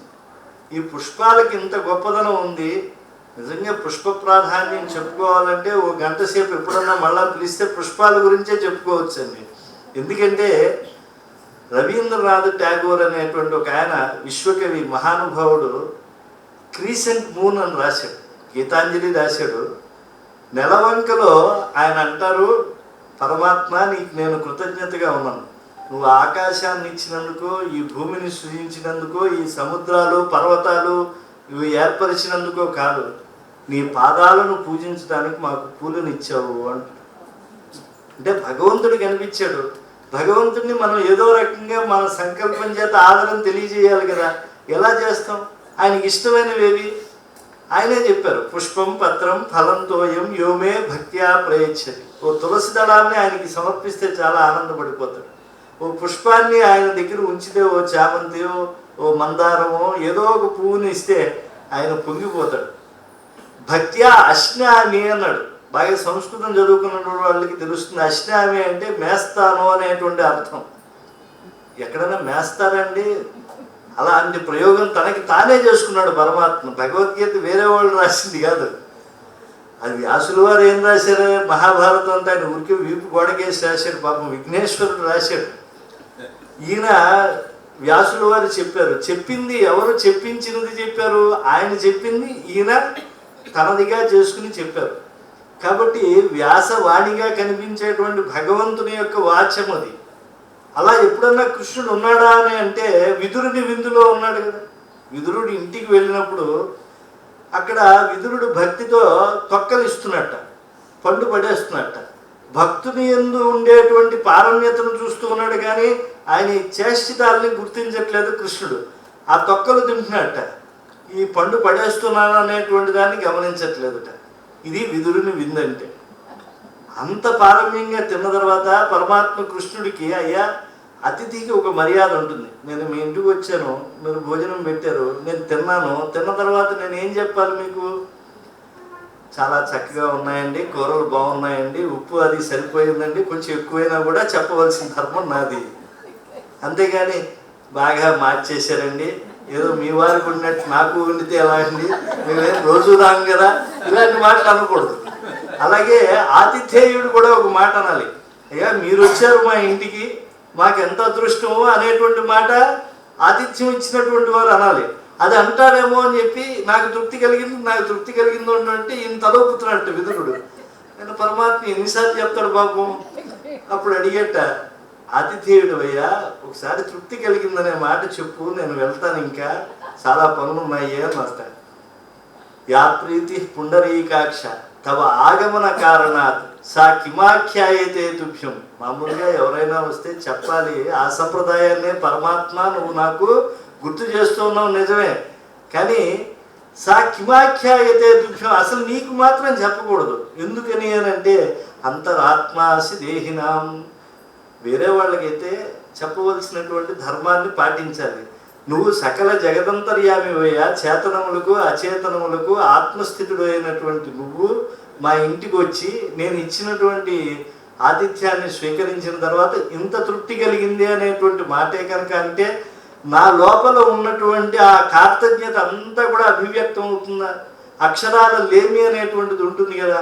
కాబట్టి నేను ఒకటే మాట చెప్తున్నాను, మళ్ళా ఇంత ఆనందం ఎప్పుడు కలుగుతుంది అంటే తవైవ ఆగమనాత్ పునః, మళ్ళా నువ్వు వచ్చినప్పుడే కలుగుతుంది. కాబట్టి భగవద్భక్తుల యొక్క ఆలోచనలు అలా ఉంటాయి. ఈ తొండరెడ్డిప్పుడు ఆళ్వార్లు కూడా అటువంటి చింతనాపరుడు. కూలికి ఎవరో తయారు చేసినటువంటి పూలను చాలామంది కొని పట్టుకెళ్ళి భగవత్ సమర్పణం చేస్తూ ఉంటారు. నేను కూడా ఎవరో పండించినటువంటి పుష్పజాతులను పట్టుకెళ్ళి పరమాత్మకి ఇస్తూ ఉన్నాను, మాలలు కడుతూ ఉన్నాను. నేనే ఎందుకు పండించకూడదు? ఇప్పుడు కూడా సప్త ప్రాకార సమన్వితమైనటువంటి శ్రీరంగానికి వెడితే 3వ ప్రకారంలో విప్రనారాయణలో ఉన్నటువంటి గృహము కానీ, ఆయన మాలలు సమర్పించినటువంటి ప్రదేశం కానీ, అక్కడి నుంచి చూస్తూ ఉంటే ఆ గుడికి ఈశాన్య మూలలో వారు బాగా చక్కగా పుష్పాలను ఏర్పాటు చేసిన ఉద్యానవనం కానీ అక్కడ చెప్తూ ఉంటారు. అటువంటి ఆ గొప్పదైనటువంటి ఆ పుష్పోద్యానవనాన్ని ఆయన ఏర్పాటు చేశారు ఆలయం దగ్గర. ఆ ఉద్యానవనంలో విష్ణువుకి ఏమేమి అంటే రుద్రుడికి కొన్ని ఇష్టమైనటువంటి ఉంటాయి, మొగలి పూలు ఇలాంటివన్నీ కూడా. అలాగే మొగలి పూలు ఆయనకి ఎలా ఇష్టం అండి, ఏం చెప్తున్నారు శివరాత్రి వచ్చే ముందు అంటే మొగలి పూలు ఆయన పూజలోకి పనికిరావు, కానీ పందిరేయాలంటే మొగలి పూలు ఉండాలి. పూలు వేసేప్పుడు మాత్రం కమలాలు ఈశ్వరుడికి భక్తిగా సమర్పిస్తూ ఉంటారు. కనుక ఇలాగ ఈశ్వరుడి యొక్క పూజలో పందిరి వేసేందుకు కొన్ని, సమర్పణకు కొన్ని ఉన్నట్టుగా విష్ణువుకి కొన్ని ఉంటాయి, లక్ష్మికి కొన్ని ఉంటాయి. అలా దేవతలకి ఏ దేవతలకి ఏ ఆభరణాలు ఉంచాలి, ఏ పుష్పాలు ఇవ్వాలి, ఇవన్నీ కూడా సంప్రదాయ గ్రంథాల్లో ఉన్నాయి. కనుక ఈ పుష్పజాతుల్ని నేను పండించి నేను సమర్పిస్తే, తులసి పుష్పాలు నేను సమర్పిస్తే నిజమైనటువంటి కైంకర్యం పరమాత్మకి చేసిన వాడిని అవుతాను అని చెప్పి గొప్ప భావన చేశాడు ఆయన. వెంటనే ఆయన చక్కగా అక్కడ ఉండేటువంటి రాళ్ళు అవన్నీ కూడా తొలగించి మంచి మట్టి తీసుకొచ్చి ఆ మట్టిలో ఆయా కాలాల్లో పూసేటువంటి పళ్ళు, ఆయా కాలాల్లో కాసేటువంటి పుష్పజాతుల్ని బాగా పండించారు. కొన్ని ఫలాల పేర్లు కూడా మర్చిపోతున్నామండి మనం. అసలు ఏది ఎలా రాయాలో కూడా మర్చిపోతున్నాం. మా వాడిని ఈ మధ్యకాలంలో సీతాఫలం రాయరా, మామూలుగా పళ్ళు లిస్టు క్రితం డిసెంబర్లో గీతా జయంతికి మా అమ్మాయి పెళ్లి చేసి ఆ పూజ ఎప్పుడు ఏ పళ్ళు ఉండాలి అనేటువంటివి రాస్తూ ఉంటే ఇవి కూడా ఉంటే తీసుకోవచ్చని. సీతాఫలాలు అంటే వాడు సీతాఫలాలు అంటే సప్తపదిలో సీతలో సీత అంటే రామాఫలం ఉంది కదా, సీతాఫలం ఉందని రాస్తాడు. ఇవి వెధవులు సాఫ్ట్వేరు, అప్పర్వేరు, అండర్వేరు వీటిలో గోల్డ్ మెడల్ వచ్చాయంటారు, కానీ పెద్ద బాల శిక్ష కూడా రాదండి వీళ్ళకి.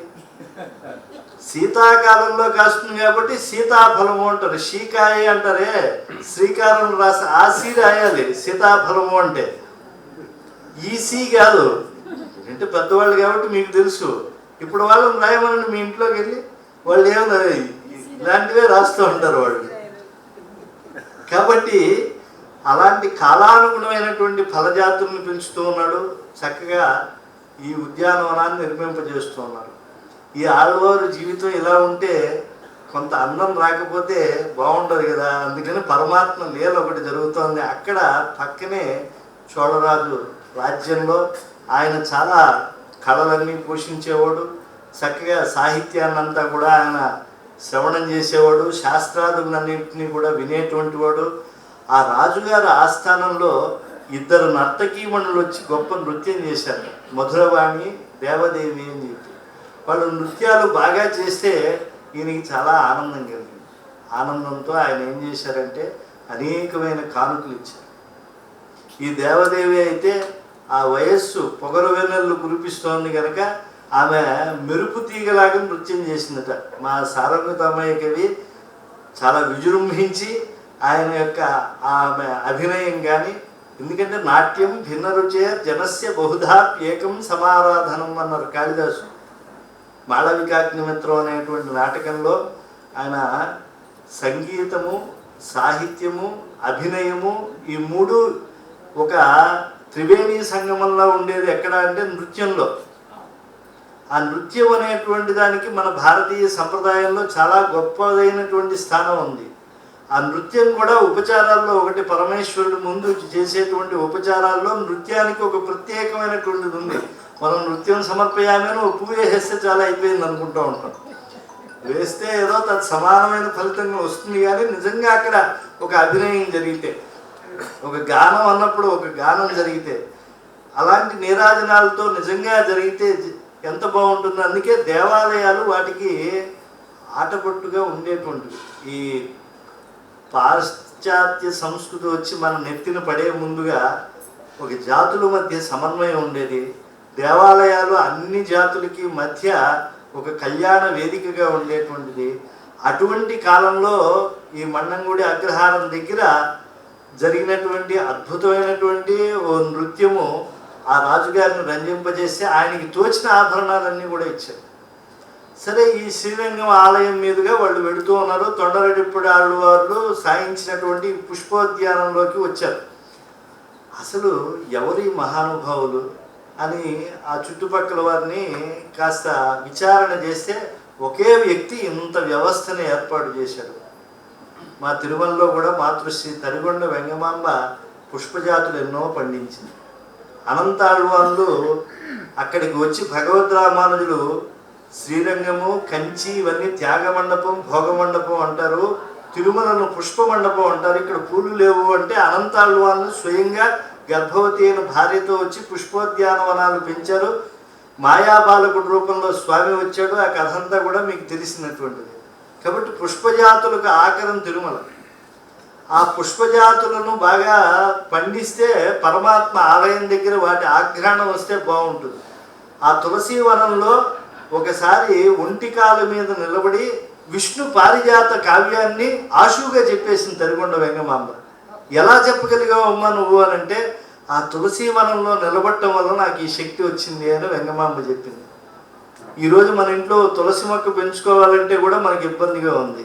క్రోటన్ కావాలంటే పెంచుకుంటాం, దాన్ని కత్తెరతో కత్తిరించుకుంటూ ఇలాంటివి. నిజానికి ఒక తులసి యన్మూలే సర్వతీర్థాన్ని యన్మధ్యే సర్వదేవతా యదగ్రే సర్వవేదాశ్చ తులసి త్వాం నమామ్యహం అంటారు. అలాంటి తులసి వృక్షం మన ఇళ్ళలో ఉండడం లేదు. ఆయన తులసి మధ్య మధ్యలో పెడుతూ చక్కగా అనేక రకాల వర్ణాలు ఉండేటువంటి పూలమాలలు చేసి స్వామికి సమర్పిస్తాడు. ఆయనే ఈ ఉద్యానవనాలన్నీ తయారు చేశాడు. ఆయన యొక్క కాలానుగుణమైనటువంటి పుష్ప చింతనాశక్తి చూసి మా ఇళ్లలో మా ఆడపిల్లలు కూడా బాగుపడుతూ ఉన్నారు అని చెప్తే ఆశ్చర్యం వేసి ఈ ఇద్దరు అక్క చెల్లెళ్ళు కూడా ఆయన్ని చూడాలి అని అనుకున్నారు. ఆయన తులసి మాల తీసుకుని నారాయణ స్మరణ నిరంతరం చేస్తూ ఉన్నాడు. ఇందాకే చెప్పుకున్నాం కదా, పరమమంత్ర పరాయణుడు ఆయన. ఆ అష్టాక్షరి మంత్ర జపాన్ని విడిచిపెట్టేటువంటి చింతన అనేటువంటిది ఆయనకి ఇష్టం లేదు. తైలధారలా అవిచ్ఛిన్నంగా ఉంటుంది ఆయనకి ఆ భగవన్నామం అనేటువంటి దాన్ని పట్టుకోవటం. కనుక అలా భగవన్నామంతో ఉండేటువంటి ఆయన దగ్గరికి వెళ్ళి, అయ్యా మీరు పుష్పోద్యానవనాలు బాగా పెంచారు, మీకు చాలా నమస్కారం, మీ యొక్క అభిరుచి చాలా బాగుంది, మాకు కూడా ఇది ఆదర్శమహితం ఇలాగా చెప్పారు. చెప్పేప్పటికీ ఆయన ఏమీ అసలు పట్టించుకోలేదు. ఇద్దరు కూడా సాష్టాంగపడ్డారు ఆయన ముందు. బాగా చక్కగా ఈయన తిరునామాలు ఊర్ధ్వపుండ్రాలు పెట్టుకుని ఉన్నాడు. చూస్తూ ఉంటే జ్వలనివ బ్రహ్మమయ్యేన తేజస్స, మంచి తేజస్సుతో ఉన్నాడు అని ఆయనకి నమస్కారం చేశారు. అక్కగారు బాగా సంతృప్తి పొంది. చెల్లెలు గారు ఉన్నారు కదా, ఈ దేవదేవికి చాలా కోపం వచ్చింది. గట్టిగా ఆవిడ మొక్కిన ఎవ్వరు ఏమనడు, ఎవరైనా నమస్కారం పెడితే ఏమిటి, నమస్కారం పెట్టారా చిరంజీవా అని, చిన్నవాళ్ళు అయితే పెద్దవాళ్ళు అయితే అయ్యో ఎందుకండి అని అంటే, వాళ్ళు ఏదో మీలో నారాయణని చూసామండి అని వాళ్ళు అంటూ ఉంటాం. భగవంతుడు మీకు సకల ఐశ్వర్యాలు ఇవ్వాలి, కృష్ణార్పణం వస్తూ ఉంటాం. వీళ్ళు ఇది నాకెందుకు ఈ ఫలితం, అది భగవంతుడికి చెందుగాక అని చెప్పి వీరు అనుకుంటూ ఉంటాం.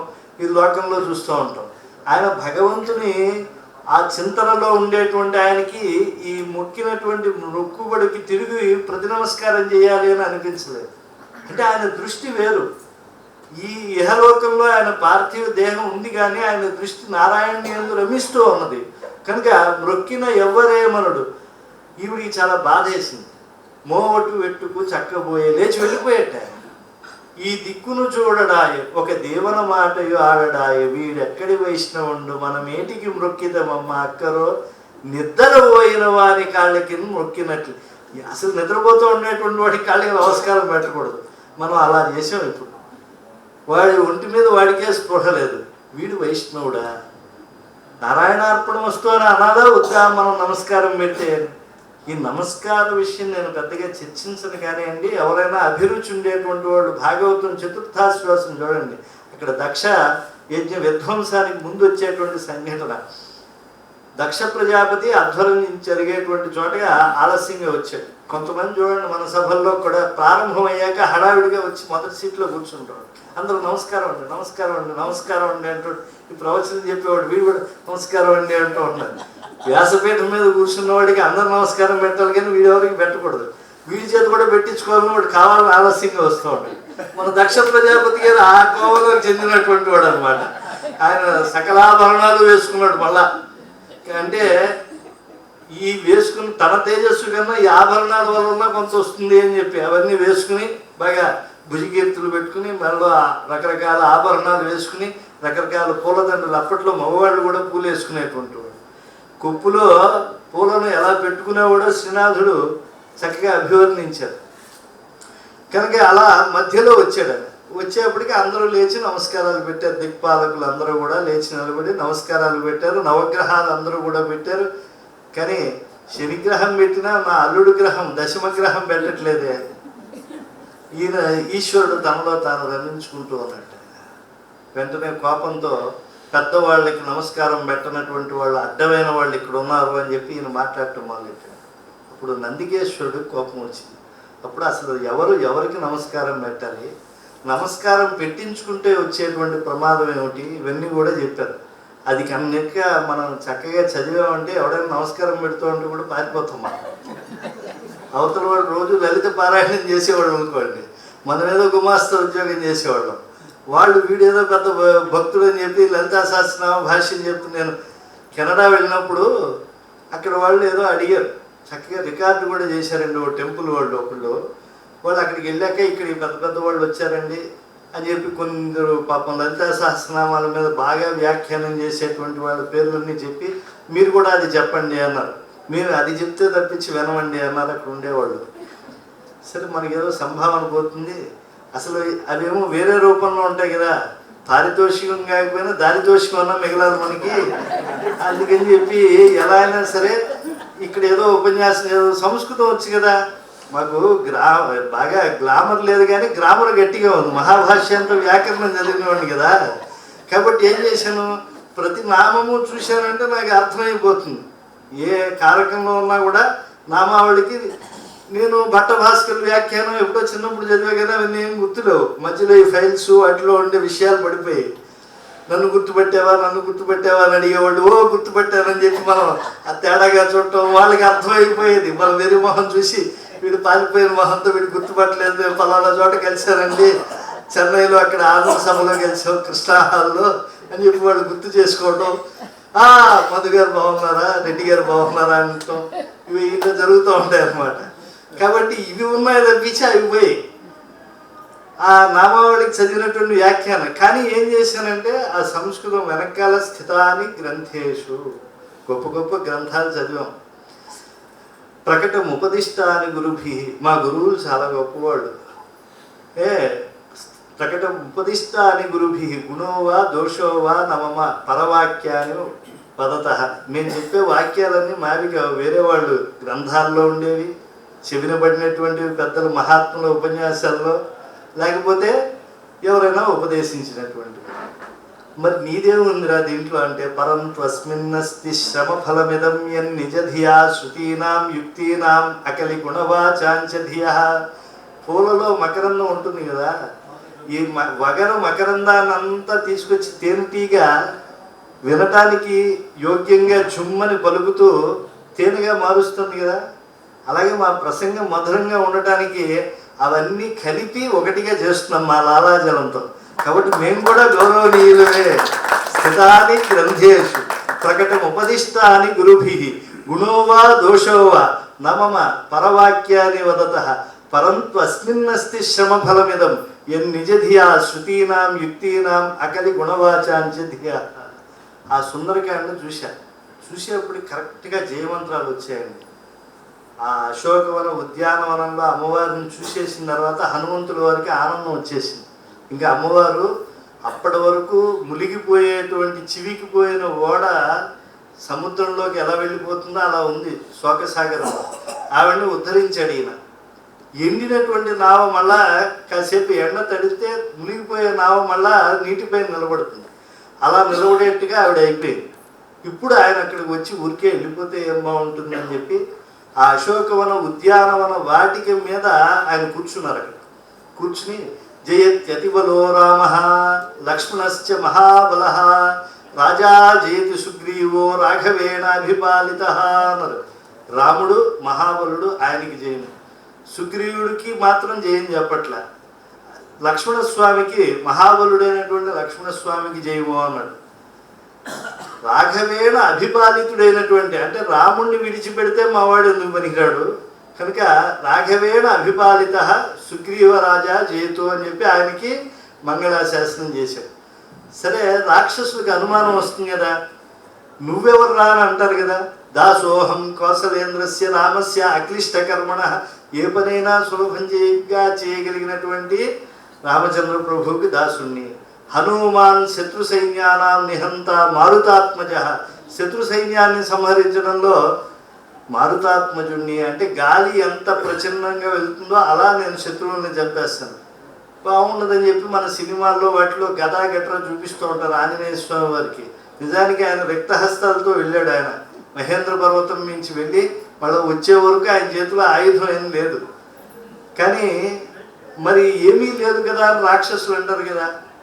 నరావణ సహస్రమే యుద్ధే ప్రతిఫలం భవేత్, 1000 మంది ఈ రావణుడు లంకలో ఉన్నాడని మొత్తం దిక్పాలకులు అందరూ భయపడుతూ ఉన్నారు. దేవతలు, గంధర్వులు, కిన్నరులు, కింపురుషులు, సిద్ధులు, సాధ్యులు, మానవులు, మహర్షులు అందరూ భయపడుతున్నారు.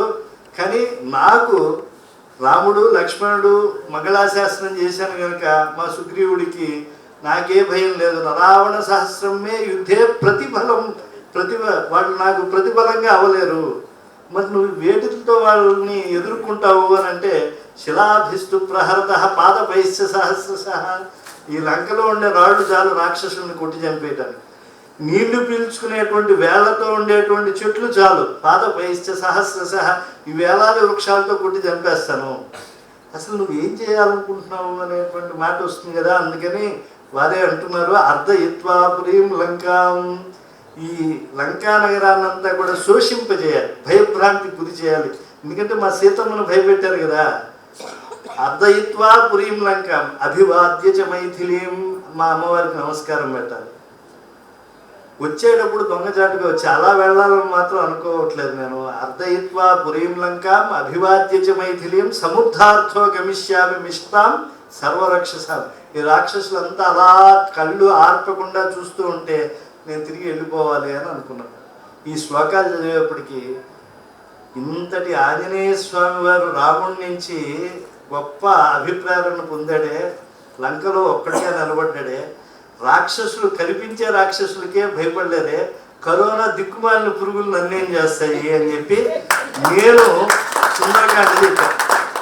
అప్పుడు నన్ను చూపించకండి అంటే, చూపించకుండా చెప్తే బాగుండదండి, ఈ కార్యక్రమం చూపించేదంటే సరే చూపించుకోండి అని చెప్పి మా కుప్ప అవధాని గారని, ఆయన శివసుబ్రహ్మణ్య అవధాని గారని, ఆయన 2వ అబ్బాయే సన్యసించి శృంగేరికి ఉత్తరాధికారిగా ఉన్నాడు. ఆయన సంకల్పం చెప్తూ ఉంటే మా వేద పాఠశాల ప్రిన్సిపాల్ గారు నేను ప్రతి శ్లోకానికి వ్యాఖ్యానం చెప్పాను. అదొకటే నేను, మిగతా వాటిలో ఏదో 4 రూపాయలు అది నిష్కామంగా చేసింది, మిగతావన్నీ సకామం సధనం కోసం చేసినటువంటి అబద్ధాలు చెప్పడం అనేటువంటిది అలవాటు లేదండి. చెప్తూ ఉంటాను అలా నిజాలు, అవసరమైన చోట వినేటువంటి మహాత్ములు అర్థం చేసుకుంటారు. కాబట్టి ఆ ధైర్యముతో చేయాలి అని అంటే నందికేశ్వరుడు అక్కడ ఉపదేశం చేస్తూ చెప్తాడు, భగవద్భక్తులు ఎవరికి భయపడకుండా వాళ్ళు నమస్కారం చేయకుండా భగవంతుడితో రమిస్తూ ఉంటారు, అలాగే పరమాత్మ తన యందు తాను రమిస్తూ ఉంటాడు అని చెప్పారు. ఇది దివ్యమైనటువంటి ఆ ఈశ్వరుడు. అయితే ఆ ఈశ్వరుడు తత్వాన్ని మహత్వాన్ని ఎంతగా నమస్కారాలు ఎవరికి పెట్టాలి అని నందికేశ్వరుడు చెప్పినా దక్షుడికి రాలేదు, అందుకే వాడి తల తీసి మేక తల పెట్టాల్సి వచ్చింది. కాబట్టి ఇక్కడ కూడా దేవదేవి ఏముంది, మృక్కిన ఎవరేమనుడు మోవటు వెట్టుకు చక్కబోయే ఈ దిక్కును చూడడాయే ఒక దీవన మాటయు ఆడడాయ వీడెక్కడి వైష్ణవుండు మన మేటికి మృక్కితిమమ్మ అక్కడో నిద్రపోయిన వాని కాళ్ళకి నమస్కారం పెడితే ఎలా నిష్ఫలమో బూడిదలో పోసిన పన్నీర్లా అయిపోయింది అంటే అలా కాదు. అక్కగారు కాస్త మంచి మాటలు చెప్పింది.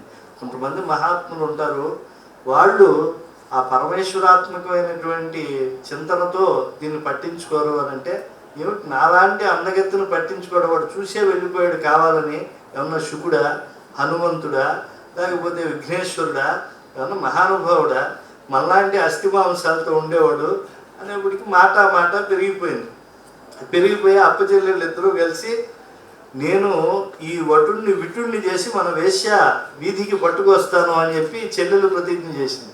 అక్కగారు అనింది, నువ్వు అలా తీసుకురాలేకపోతే నేను 6 మాసాలు నీకు నీళ్లు కట్టెలు మోస్తాను అని చెప్పి అక్కడ కవి సారంగతమ్మయ్య కనిపిస్తాడు. అంధకార వర్ణనం చేశాడు.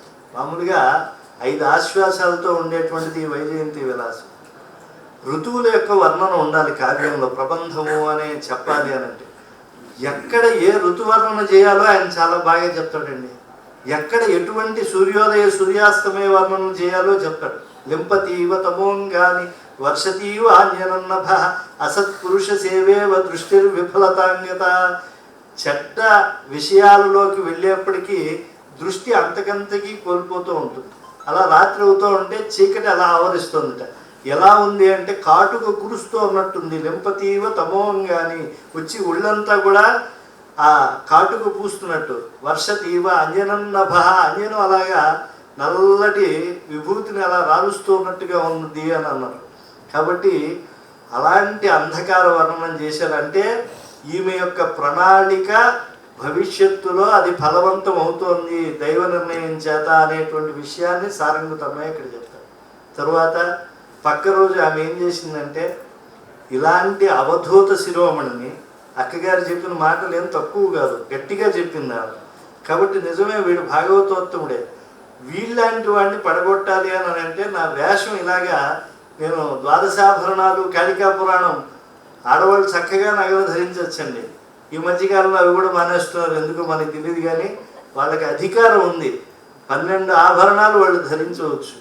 ఆ ద్వాదశాభరణాలు కూడా ఆవిడ విడిచిపెట్టేసి తులసి పేరులు గట్రా వేసుకుని ఓ పసుపు చీర కట్టుకుని ఓ తిరుమణి ఒకటి ముఖాన పెట్టుకుని జై నారాయణ జై నారాయణ అంటూ ఈయన ఉండేటువంటి తిరుమాళికి దగ్గరికి వచ్చింది. ఈయనేం పట్టించుకోవట్లేదు, గట్టిగా అరిచింది కదా, గట్టిగా గొంతుపోతోని తప్పించి వాడేమో వినట్లేదు. గబుక్కుని ఎదుటి వాళ్ళ శబ్దాలు వినేటువంటి రకం కాదు ఆయన. ఉట్టి పెట్టిన గుమ్మడికాయ ఇవ్వలేను, మళ్ళీ పద్యాలన్నీ చెప్తే సమయం అయిపోతుంది కాబట్టి గబుగా భావం మాత్రం చెప్తాను. ఉట్లో పెట్టిన గుమ్మడికాయలాగా ఉన్నట్టు నామాలు పెట్టేసి గుమ్మడికాయని ఉట్లో పెడితే ఎలా కదలకుండా ఉంటుందో, మామూలు గిన్నె ఇక్కడ కింద పెడితే కదులుతూ ఉంటుంది, ఉట్లో పెడితే కదలదు. అలా ఉట్లో పెట్టిన నామాలు పెట్టిన గుమ్మడికాయలో ఉన్నాడు ఈ దిక్కుమాలిన వాడు. ఇన్నిసార్లు కంఠం చీలిపోయేట్టుగా నన్ను గోవింద గోవింద అని నారాయణ నారాయణ అని శబ్దం చేస్తున్నా కూడా ఒక్కసారి చూడట్లేదు అని చెప్పి చివరికి నమస్కారాలు పెట్టడం మొదలెట్టింది. వెంటనే గబుక్కుని చూసేట పాప ఆ మాల పూర్తి చేసి ఇంకో మాల అందుకునేప్పటికీ ఈ తోమాల మధ్యలో తలకాయ పెడుతుందట. ఎవరికి ఇలా వచ్చి నమస్కారం పెడుతుంది, ఎవరమ్మా నువ్వు అని. నేను దేవదేవుని స్వామి, నిన్నటి నుంచి మీకు భక్తురాలు అయిపోయాను, మీ శిష్యురాలు అయిపోయారు. నువ్వెలా అయిపోతావు, నేనే గురువుని ఎలా అయిపోతాను, నేనే ఎందుకు కొరగాని వాడిని, స్వామివారికి ఏదో మాలార్పణం చేసుకునేటువంటి వాడిని, నేనేదో ఆయన తిరువారాధనకి జలం తెమ్మంటే తెస్తా, ఆయన గుడ్డలు ఉతకమంటే ఆ గుడ్డలు ఉతుకుతా, ఆయన దేవాలయం తుడవమంటే తుడుస్తా, నా ప్రధాన కర్తవ్యం పూర్తి చేసి ఇవ్వటం, ఇంతే తప్పించి నాకు వేరే పనులు ఏం లేవు అని చెప్పి పాపం ఆయన మనోనివేదన చేస్తే కాదు నేను నా వివరాలు చెప్తాను వినండి అని చెప్పి వీళ్ళ తాత ముత్తాతలు ఎంత సిరి సంపదలతో ఉండేవాళ్ళు, వీళ్ళు ఎటువంటి వేశ్యాంగంలో వీళ్ళకి ఎంత సంపద ఉందో అంతా చెప్పింది ఆవిడ. నువ్వు వేసేవా, చాలా గొప్పగా చెప్తున్నావే, అక్కడికి వెళ్ళి నీ వృత్తి చేసుకోకుండా ఇక్కడికి ఎందుకు తగులొట్టావు నువ్వు, నా దగ్గరికి వచ్చి ఈ యొక్క పవిత్రమైనటువంటి రంగమండపాన్ని ఎందుకు పాడు చేస్తున్నావు నువ్వు అంగనా అని చెప్పి ఆయన ప్రశ్నిస్తే, నేను రాత్రి హరికథ చెప్తూ ఉంటే విన్నాను. అందులో పింగళ అనేటువంటి వేశ్య ఒక మంచి భావాన్ని పొంది వేశ్యా వృత్తిని వదిలేసి వైకుంఠ ప్రాప్తి పొందింది అని చెప్పి నాకు తెలిసింది. నేను కూడా అలాగా ఇంక మీ యొక్క ఆచార్యత్వంలో నేను దాసురాలుగా ఉండి ఈ తిరుమాళికలో తమకు సహాయం చేసి నేను కూడా వైకుంఠానికి వెళ్ళిపోవాలి, పొందితో నేను వైకుంఠానికి వెళ్ళిపోవాలి అన్నది. అంత పెద్ద మాటలు వద్దులేమ్మా, కాకులు రావి పళ్ళు తిని క్రక్క శిలామయ దేవ మందిరానీకములందు రావులు జనించు, సజ్జన చిత్తవృత్తి అవ్యాహత లీల రాతిగుడి వంటిది, లోకములోన వేశ్యలను కాకులు వంటి వారు అటుగాన ప్రమాదము చేరనిచ్చినను. చాలా అద్భుతమైనటువంటి పద్యం. మామూలుగా దేవాలయాలన్నీ కూడా మంచి రాతి గోడలతో కడుతూ ఉంటారు. శిలామయ దేవ మందిరానీకములు, కాకులు రావి పళ్ళు తింటూ ఉంటాయి.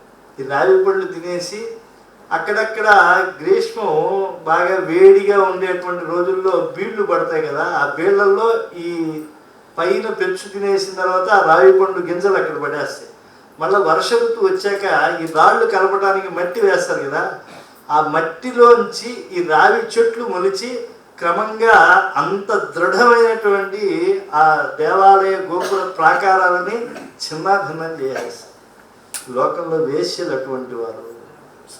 కాకులు రావి పళ్ళు తిని క్రక్క శిలామయ దేవ మందిరానీకములందు రావులు జనించును, సజ్జన చిత్తవృత్తి అవ్యాహత లీల రాతిగుడి వంటిది, లోకములోన వేశ్యలను కాకులు వంటి వారు అటుగాన ప్రమాదము చేరనిచ్చినను. ఇలాంటి వాళ్ళు అసలు దగ్గరికి రావడమే చాలా ప్రమాదము అని పెద్దలు చెప్తూ ఉంటే నేను విన్నాను, కాబట్టి బయలుదేరవలసింది. స్వస్తి ప్రజాభ్య అని వినటానికి ఆవిడ వచ్చిందా, ఒప్పించడానికి వచ్చింది. నానా రకాల మాటలు చెప్పింది. నా కంట పడకుండా నువ్వు నీ పాటికి నువ్వేం చేసుకుంటావో చేసుకో. ఇన్నిసార్లు నారాయణ సమారాధన అది ఇన్ని మాటలు మాట్లాడుతున్నావు. వెళ్ళిపో అని చెప్పి విష్ణు సేవ నుంచి ఎవరిని అనకూడదు. నువ్వు విష్ణు సేవ చేస్తాను, ఆచార్య సేవ చేస్తాను, నాకేమీ సేవ చేయదు. ఇక్కడ చాలా వృద్ధాచార్యులు ఉన్నారు, వాళ్ళకి చెయ్యి. నువ్వు నాకు కనపడకుండా నీ పాటికి నువ్వు సేవ చేస్తూ ఉండు అని చెప్పి ఇలా 6 మాసాల కాలం అని చెప్పింది కదా. 6 మాసాల కాలం అయిపోతుంది. వర్ష ఋతువు వచ్చేసింది. ఈయన ఏమీ పట్టించుకోవట్లేదు. ఒకరోజు రాత్రి బాగా త్రికాలములు అంటే త్రిదివముల పాటు వర్షం వచ్చేసింది. ఆ వర్షంలో ఆయన బయట ఈ స్వామికి పెట్టినటువంటి పూల తట్టలు తడిసిపోతాయేమని తెద్దామని వెళ్ళాడు. ఆ మెరుపు తీగల మధ్య ఉనికిపోతూ ఈవిడికి కనిపించింది. అంగనామ బాధేసింది. అయ్యో పాపం 3 రోజుల నుంచి ఇలాగే ఈవిడ ఇలా ఉంది, ఒక్కసారి ఇంట్లోకి రమ్మని చెప్తాము అని చెప్పి లోపలికి రమ్మన్నాడు. ఆయనే దూరంగా ఉండమన్నాడు. మళ్ళీ ఆయనే అంటే జడలు కట్టినటువంటి హిమం సూర్యరశ్మి చేత ఎలా కరిగిపోతుందో మన పూర్వ కర్మ ఫలం మనం అనుభవించడానికి పరమాత్ముడు అనే సూర్యుడు ఈ ఎంత మన నిష్ఠ అనేది ఉన్నా కూడా అది కరిగింపజేస్తూ ఉంటాడు. ఈరోజు ఇక్కడ ఎందుకు ఈ వైజయంతి విలాసం చెప్తున్నాను అని అంటే, ఇదే గ్రంథం ఎందుకు చెప్తున్నాను అంటే, ఈరోజు రంగనాథ సాక్షాత్కారం కలిగింది. చివరిలో చెప్తా, మాఘ పౌర్ణిమ అయిపోయిన తరువాత రోజున ఆయనకు రంగనాథ ప్రత్యక్ష సాక్షాత్కారం కలిగింది. అప్పటి వరకు అర్చామూర్తి సాక్షాత్కారం కలిగింది. కాబట్టి లోపలికి పిలిచాడు. లోపలికి పిలిచేప్పటికీ ఆవిడేముంది, నాళ్ళకి దొరికాడు మనవాడని చెప్పి, మీ పాదసేవ చేయాలనుకుంటున్నానండి, భాగవతులు కాదనకూడదు, భక్తులు కోరితే మీ పాదాలు పిసుకుతాను అన్నాడు. వద్దమ్మా, నాకేం పాదాలు నొప్పి లేదు అని అంటే మామూలుగా డయాబెటిక్ వచ్చినటువంటి వాళ్ళు కాస్త కాళ్ళు పిసుకుతూ ఉంటే ఆనందిస్తూ ఉంటాం. ఈయన పాపం ఇంకా రాలేదు, ఈయనకేమి మధుమేహ వ్యాధి అని. వద్దు వద్దు వద్దు అంటే కాదని ఈవిడ పనిచేసి పిసికేయడం మొదలుపెట్టింది. ఏదో బాగానే ఉన్నట్టుగా ఉంది. ఆయన గబుక్కుని కృత కుంభ సమానారి తప్తాంగార సమఃపుమాన్ తస్మాత్ ఘృతంచ వన్నించ నైకత్ర స్థాపయే బుధ. సుభాషితం చెప్పారండి పెద్దలు. ఎప్పుడు కూడా నిప్పును నేయి కొండ దగ్గరికి తీసుకురాడు. ఎందుకంటే ఆ కొండ లోపల ఉండేటువంటి పేరుని నెయ్యి కరిగిపోతుంది ఈ వేడికి. కాబట్టి వయస్సులో ఉండేటువంటి స్త్రీ పురుషులు కో ఎడ్యుకేషను, దిక్కుమాల రాత్రిపూట కోచింగ్ ఇలాంటివి పెట్టుకున్నారనుకోండి, దానివల్ల ఏ ప్రయోజనం ఉండదు. మొదట్లో బాగానే ఉంటుంది, ఆకలి ఉండదు, దాహం ఉంటుంది, నిన్ను చూస్తుంటే పాటలు పాడతారు. తర్వాత ఆకలి దాహం అద్దెల్లో ఉంటుంది, ఈ పాట పాడినవాడు ఉండడు. కాబట్టి ఇది చాలా ప్రమాదం లోకం. ఆవిడ పిసగడం మొదలెట్టేప్పటికి ఇది బాగానే ఉందనిపించింది. ఒక్కసారి పరిశ్వంగ సుఖాన్ని ఎద్దుగానే అన్నట్టు. చిచ్చి ఇదేమిటండి, పారంపర్య సమాగత ద్వయమును బ్రహ్మజ్ఞులు ఆమ్నాయ స్ఫుట శముషీకులు అరిషట్ వర్గోత్థితాతంక ధిక్కార స్వాంతులు మీరు అసలు ఈ యొక్క సృష్టి, దీని యొక్క ప్రకృతి, ఈ యొక్క పరిణామము ఇవన్నీ తెలిసినటువంటి వాడు. కాబట్టి క్షేత్రజ్ఞ ప్రకృతి స్వరూపులు. గురు చక్షుఘ్రాణ, అసలు మీరు ఎదుటి వాళ్ళు చెప్తూ ఉంటే కళ్ళతో పాము ఎలా వినేస్తున్నారో విని గ్రహించేసేటువంటి వాళ్ళు. అంతటి బ్రహ్మజ్ఞానులే మీరు, ఇంతటి విష్ణు సేవా దురంధరులే. అంటే బాగా మామూలుగా మా ఊళ్ళలో కోడి పెట్టను ఇలా దాసరాడు చూపిస్తూ ఉంటాడు. ఈ గరగ పెట్టుకున్నటువంటి వాళ్ళు ముందు ఆ కోడి పెట్టను తినడానికి ముందుకు వస్తూ ఉంటారు అమ్మవారి జాతరలో. ఆ తర్వాత దొరక్క గబుక్కున కోడిపెట్ట దొరకంగానే దీనికి గుచ్చేసి అలా విసిరేస్తూ ఉంటారు. అలాగనమాట కసి అనమాట, ఇంతసేపు దొరకలేదు అనేటువంటి కసి చూపిస్తారే జాతర దైవాల దగ్గర. అలాగా ఈవిడిలో అప్పటికి వచ్చింది, మీరింత క్షేత్ర ప్రకృతి విధులే మోక్షద్వారాన్ని చూసేయాలి అని చెప్పి మీరు కోరుకుని మూత్రద్వార కవాటముని పేరు ఘోర నరకంబుంచేర కాంక్షింతురే అని చెప్పి ఆమె చాలా బూతులు మాట్లాడుతున్నాడు. ఆవిడ సహజంగా అవి విని పెరిగింది. ఈయనకి ఇక్కడ చక్కగా విష్ణునామాలు ఇవన్నీ విని విష్ణు సహస్రనామం కో ధర్మ సర్వధర్మాణం ధర్మోధికతమో మత అంటే పుండరీకాక్షుని యొక్క సవై రచ్చే నరస్తదా అని చెప్పి ఎప్పుడు కూడా పుండరీకాక్ష నామాలతో పెరిగిన వాడు ఈయన. నిరంతరం ఈయన ఆఘ్రానించింది తులసి వాసనలు, ఆవిడ ఆఘ్రానించింది మద్యపానాలు అవన్నీ కూడా. ఆవిడ చెవులను రంజింపజేసింది పచ్చిపూతులు, ఈయనేమో పరమమంత్ర జపపరాయణులు. ఎంత వ్యత్యాసం ఉంది. అవన్నీ మొదలుపెట్టింది. మొదలెట్టేప్పటికి ఈయన కాదు ఆరాధనానాం సర్వేషాం విష్ణో ఆరాధనం పరం తస్మాత్ పరతరం ప్రోక్తం తదీయ ఆరాధనం పరం. విష్ణువుని ఆరాధించడం ఉత్తమమే, విష్ణు పరమహ అని వేదం చెప్తుంది. కానీ భాగవతులను ఆరాధిస్తే భగవంతుని ఆరాధన కన్నా గొప్పది అని చెప్పేప్పటికీ ఇంకా కావాలని అప్పటిదాకా లొంగనవాడు రంగని కృపను పండించుకున్నవాడు అంగన కృప కోసం వెంపర్లాడుతున్నాడని గ్రహించి ఇక్కడ కాదు నువ్వు మా ఇంటికి వచ్చేసేయి అని ఇంకా బయలుదేరి అక్కడికి వెళ్ళిన తర్వాత కూడా చూడండి, సహజమైన శ్రీ వైష్ణవాచారం ఉండేవాడికి అంత గొప్ప తొందరగా పోదు. వేశ్యా వాటికి వెళ్ళాడు. వెళ్ళిన తర్వాత పాపం పొద్దున్నే లేచి స్నానం చేసి ద్వాదశ ఊర్ధ్వపుండ్రాల్లో పెట్టుకుంటున్నాడు. చక్కగా తులసి పేర్లు వేసుకుంటున్నాడు. ఈయన బియ్యాన్ని అన్ని పప్పుల్ని ఇమ్మంటట ఆ వేశ్యమాతను పిలిచి. అన్నీ ఇస్తే ఈయన హస్తపాకం చేసుకుంటాడు స్వహస్తం. వాళ్ళు వండి పెడితే పనికిరాదు. రాత్రి వాళ్ళ అమ్మాయితో మాత్రం మనసు ఎక్కుతాడు. ఇది ఆవిడికి పాపం కొంతకాలం భరించింది. ఇంతకాలం దేవి ఎవరిని కూడా దగ్గర రానివ్వకుండా ఉంది. ఇప్పుడు మెల్లిగా వృత్తిలో దిగింది, ఎవడో ఒకటితో దిగింది. చిల్లుపట్టిన పడవ తర్వాత ఎలాగా ముడుగుతుంది కాబట్టి ఇలాగే అంటే ఆవిడలో పవిత్రత వచ్చేసింది. ఇలాంటి వాడితో కలిశాడు. మన వాళ్ళలోకి అపవిత్రత వచ్చేసి వీడేమో అటు అదే జీవితం అనుకుంటున్నాడు. అక్కడే వేసేవాటికిలో ఓ రోజు పండగ వచ్చేసింది. ఆ పండగ వచ్చేప్పటికి ఈ వారకాంతల దగ్గరికి వచ్చే వాళ్ళందరూ కూడా పండగ చెల్లింపులను చేస్తూ ఉండేవాళ్ళు. ఆ కాలంలో బాగా మంచి హారాలు అవన్నీ తెచ్చిస్తున్నారు, వాళ్ళ పంటలు తెచ్చిస్తున్నారు. వేశ్యా వాటికల్లో ఉండేవాళ్ళకి వీడు చూస్తే మాత్రం పట్టెనామాలు పెట్టుకుంది. ఇంకా ఆవిడ తిట్టడం మొదలుపెట్టింది. నీ ముష్టి గోచియు నీ తులసి పేరు లంజసానికి వంజుల యుగములోనే అని చెప్పి ఒక పెద్ద శేషపద్యాలు. అవన్నీ ఏదో హడావిడిలో ఒకప్పుడు కంఠస్థం పట్టిన ఇప్పుడు అన్నీ గుర్తొస్తున్నాయి. కానీ సభా మర్యాద కాదు కాబట్టి ఆవిడ ఈ తిట్లన్నీ తిడుతూ ఉంటే మనవాడు అన్నీ భరిస్తూ ఆలోచించాడు. ఈ వృద్ధ వేశ్య మామూలుగా లేదు. ఒక కోతికి పిశాచం పట్టినప్పుడు తేలు పుట్టినప్పుడు అది ఎలా అరుస్తూ ఉంటుందో అలా అరుస్తోంది. ఇది ఇలాంటి దుష్కాలంలో ఇలాంటి వేశ్యమాత చేత ఇన్ని తిట్లు నేను ఎక్కడ తినగలను. కొని ఆవిడ చీరలట, రోకలట, కోకలట ఏవో అడుగుతోంది ఆవిడ. అవన్నీ ఎక్కడ తెచ్చివ్వగలను? బంగారాలు, హారాలు ఇవన్నీ నేను ఎక్కడ తెచ్చిస్తాను? కాబట్టి ఇక్కడి నుంచి నేను వెళ్ళిపోతాను అని చెప్పి ఈయన అక్కడి నుంచి బయలుదేరి ఆ వేశ్య వేటికి నుంచి మళ్ళా వచ్చేప్పటికి అగ్రహారంలోకి రావుతాను. ఈయనకి ఏం చేయాలో తెలియక ఓ అరుగు మీద కూర్చున్నాడు. పాపం దేవవాడిలో ఆ వేశ్యలో మార్పు వచ్చింది కదా. ఆవిడేం చేసింది, ఆ దేవదేవి వచ్చి అయ్యా మా అమ్మ తిడితే తిట్టింది, నేను తిట్టలేదు కదా, మనం వెనక పక్క నుంచి వెళ్ళిపోదా అని చెప్పి తీసుకెళ్ళిపోయింది. తీసుకెళ్లే లోపల పాపం ఆ రంగనాథ స్వామి వారికి ఈయన పైన జాలి కలిగింది. ఎందుకంటే ఈయన పూర్వకర్మ ఫలితం చేత ఈయన కొంతకాలం కారాగారంలో ఉండవలసినటువంటి అగత్యం ఉంది ఈయనకి.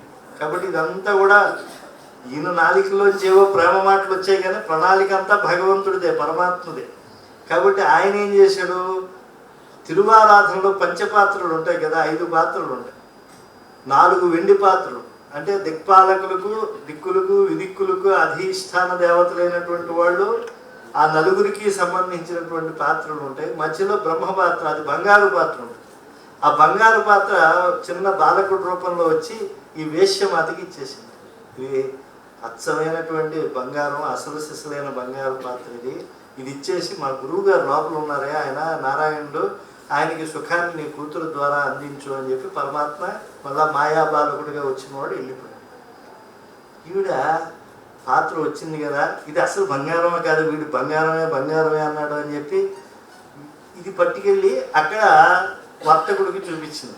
వాడు గ్రహించాడు, ఇది దేవాలయం పాత్ర, శంఖచక్ర సమన్వితమై ఉంది, రాజుగారికి తెలియజేయకపోతే ఆయన నాకు కోదండం వేస్తాడు అని చెప్పి పట్టుకెళ్ళి ఇలాగ వృద్ధ వేశ్యమాత దేవాలయంలో చోరీ చేసింది.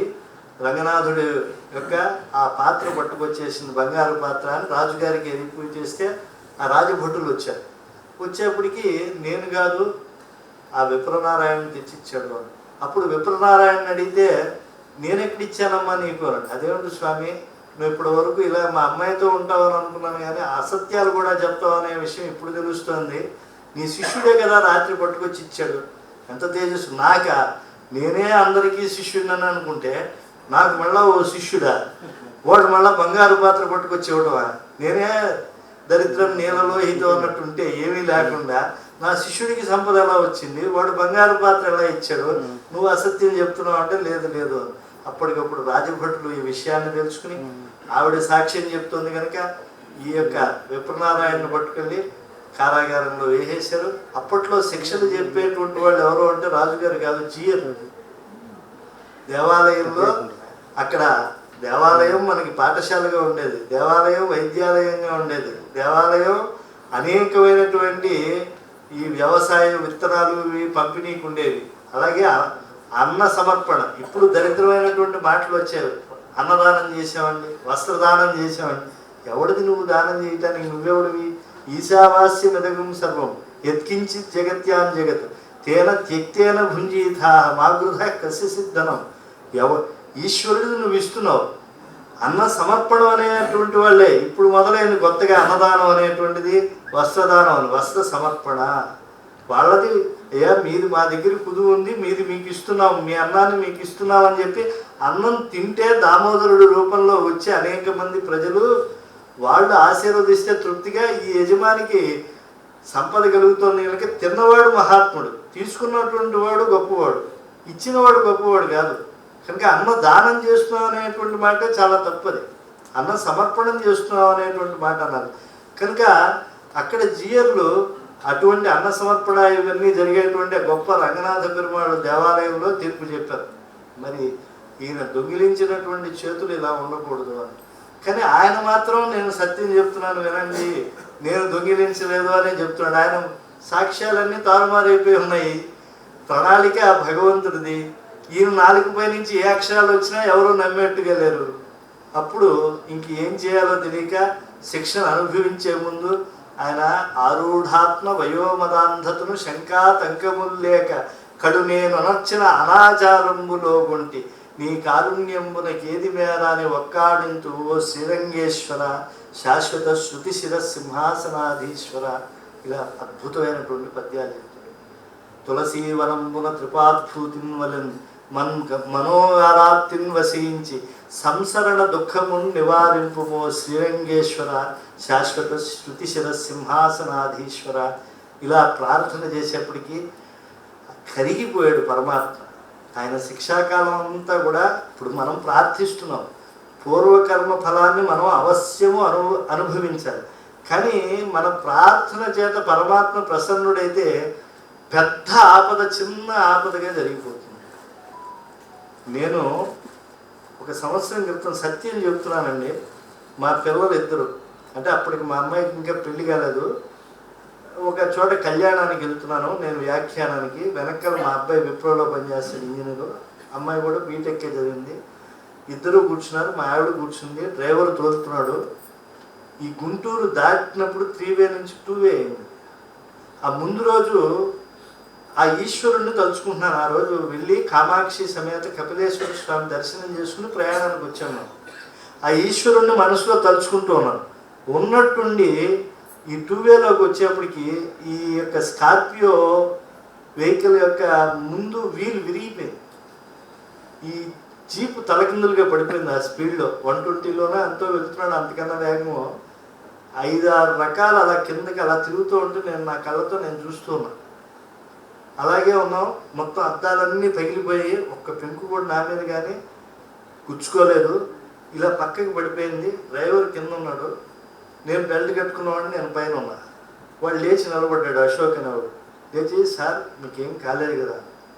నేను అలాగే చూస్తాను, ఏమిటో అర్థం కాదు నాకు. అంటే ఇదేం ఊహించిన సంఘటన కాదు కదా, మనసు ఎక్కడో కపిలతీర్థంలో ఉంది, ఈశ్వర జంత్రంలో ఉంది. ఇక్కడికి వచ్చాను, ఈ పడిందంతా కూడా చూశాను, ఎర్రగా వెలగటం, దీంట్లోంచి ఇది కాలటం, నా సెల్ ఫోన్ పడిపోయి బద్దలైపోవటం, ఇవన్నీ తెలుస్తూనే ఉన్నాయి. కానీ ఏం దోచలే. అక్కడ ముందు లారీ వాడు వెనక్కి పరిగెత్తుకొచ్చాడు, నా ముక్కు దగ్గర ఇలా పెట్టి బతికే ఉన్నాడు అంటున్నాడు. ఇప్పుడు నేను బతికే ఉన్నాను రా అన్నాను. అప్పుడు నాకు అనిపించింది, నేనున్నాను, నా భార్య పిల్లలు ఇద్దరు కూడా ఉన్నారే, వాళ్ళు ఏమయ్యారు. ఆ వెనకాల డోర్ దాని అంతా అది ఓపెన్ అయిపోయింది. వాళ్ళ వెనకాల ఆనుకునేటువంటి సీట్ అదంతా అది వెనక్కి విరిగిపోయింది. వాళ్ళు అలా దిగేసి నడిచి వెళ్ళిపోయారు అలాగే రోడ్లోకి. డ్రైవర్కి మాత్రం కొద్దిగా బ్లీడింగ్ ఇంజరీ అయింది. వీళ్ళంతా వచ్చారు, ఈ జీప్ని ఇలా మామూలుగా పెట్టారు, నా బెల్ట్ కోసేసారు, అది రాకపోతే నేను దిగేసాను. వెనకాలకి వెళ్ళి చూస్తే మీకేం కాలేదు కదా అని మావిడ అంటారు. మీకేం కాలేదు కదా అని వాళ్ళిద్దరిని అడిగితే, నాన్న ఒక యాక్షన్ లాగా జరిగింది నాన్న, బాలకృష్ణ సినిమాలో లాగా వాళ్ళు నవ్వుతూ మాట్లాడుతారు పాపం. అసలు ఏమిటి పరీక్ష, ఎలా రక్షించాడు ఈశ్వరుడు చూడండి.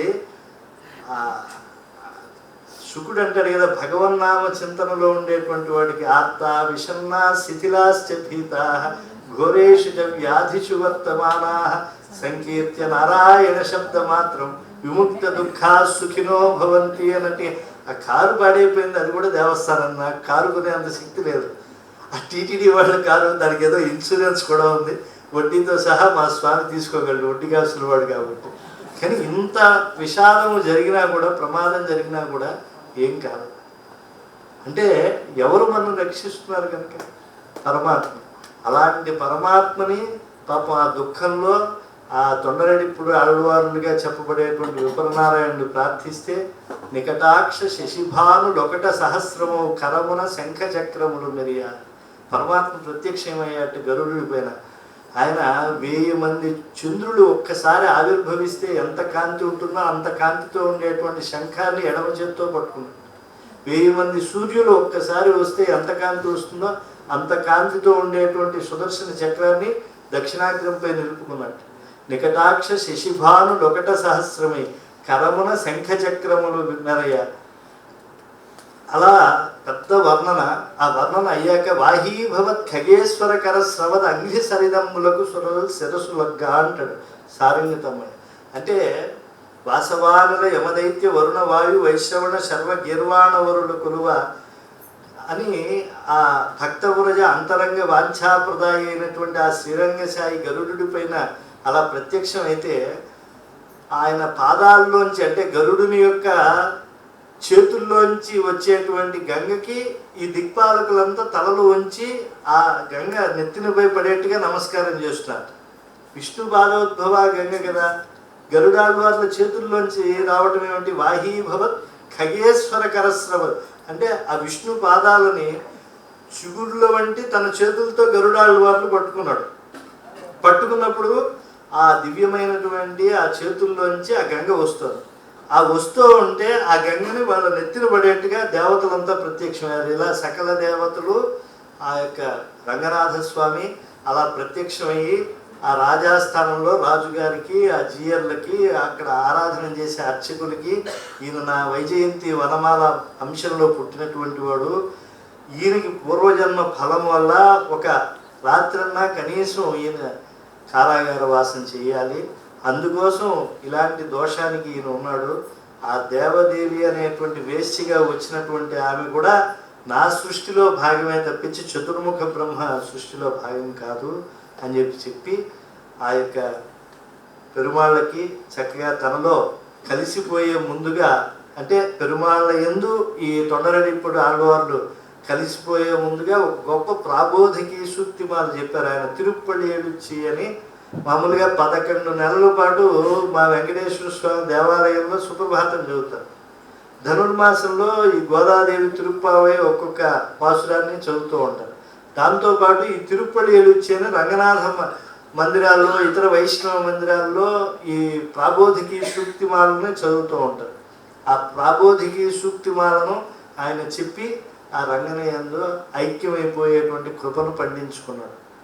ఆయనకి ఈ భగవత్ సాక్షాత్కారం ఎప్పుడు జరిగింది అంటే అక్షామూర్తిగా ఆయన సాక్షాత్కారాన్ని పొందాడు, ఎన్నోసార్లు స్వప్న సాక్షాత్కారాన్ని పొందాడు.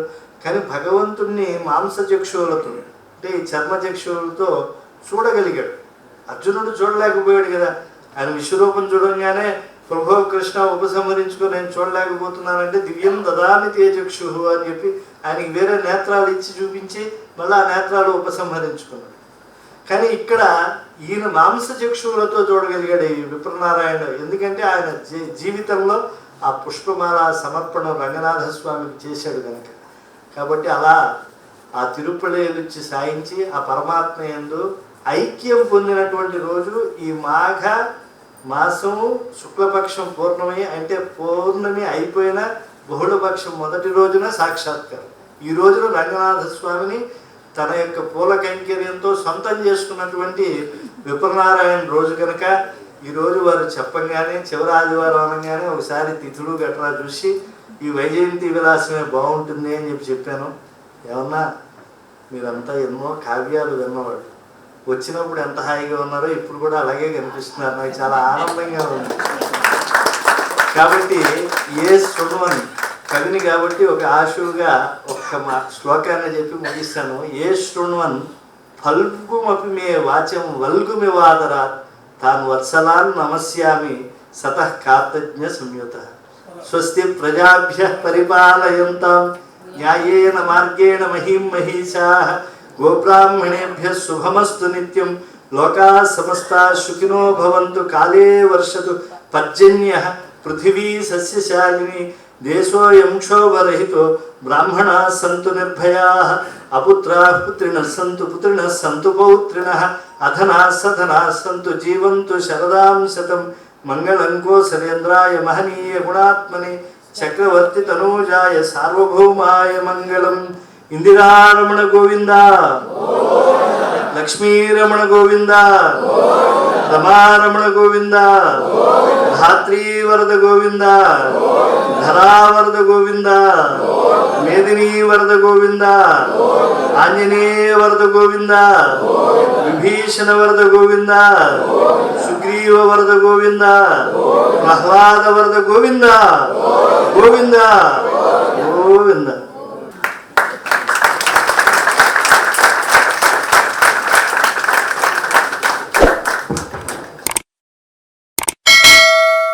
దయచేసి లైక్ చేయండి, షేర్ చేయండి మరియు సబ్స్క్రైబ్ చేయండి.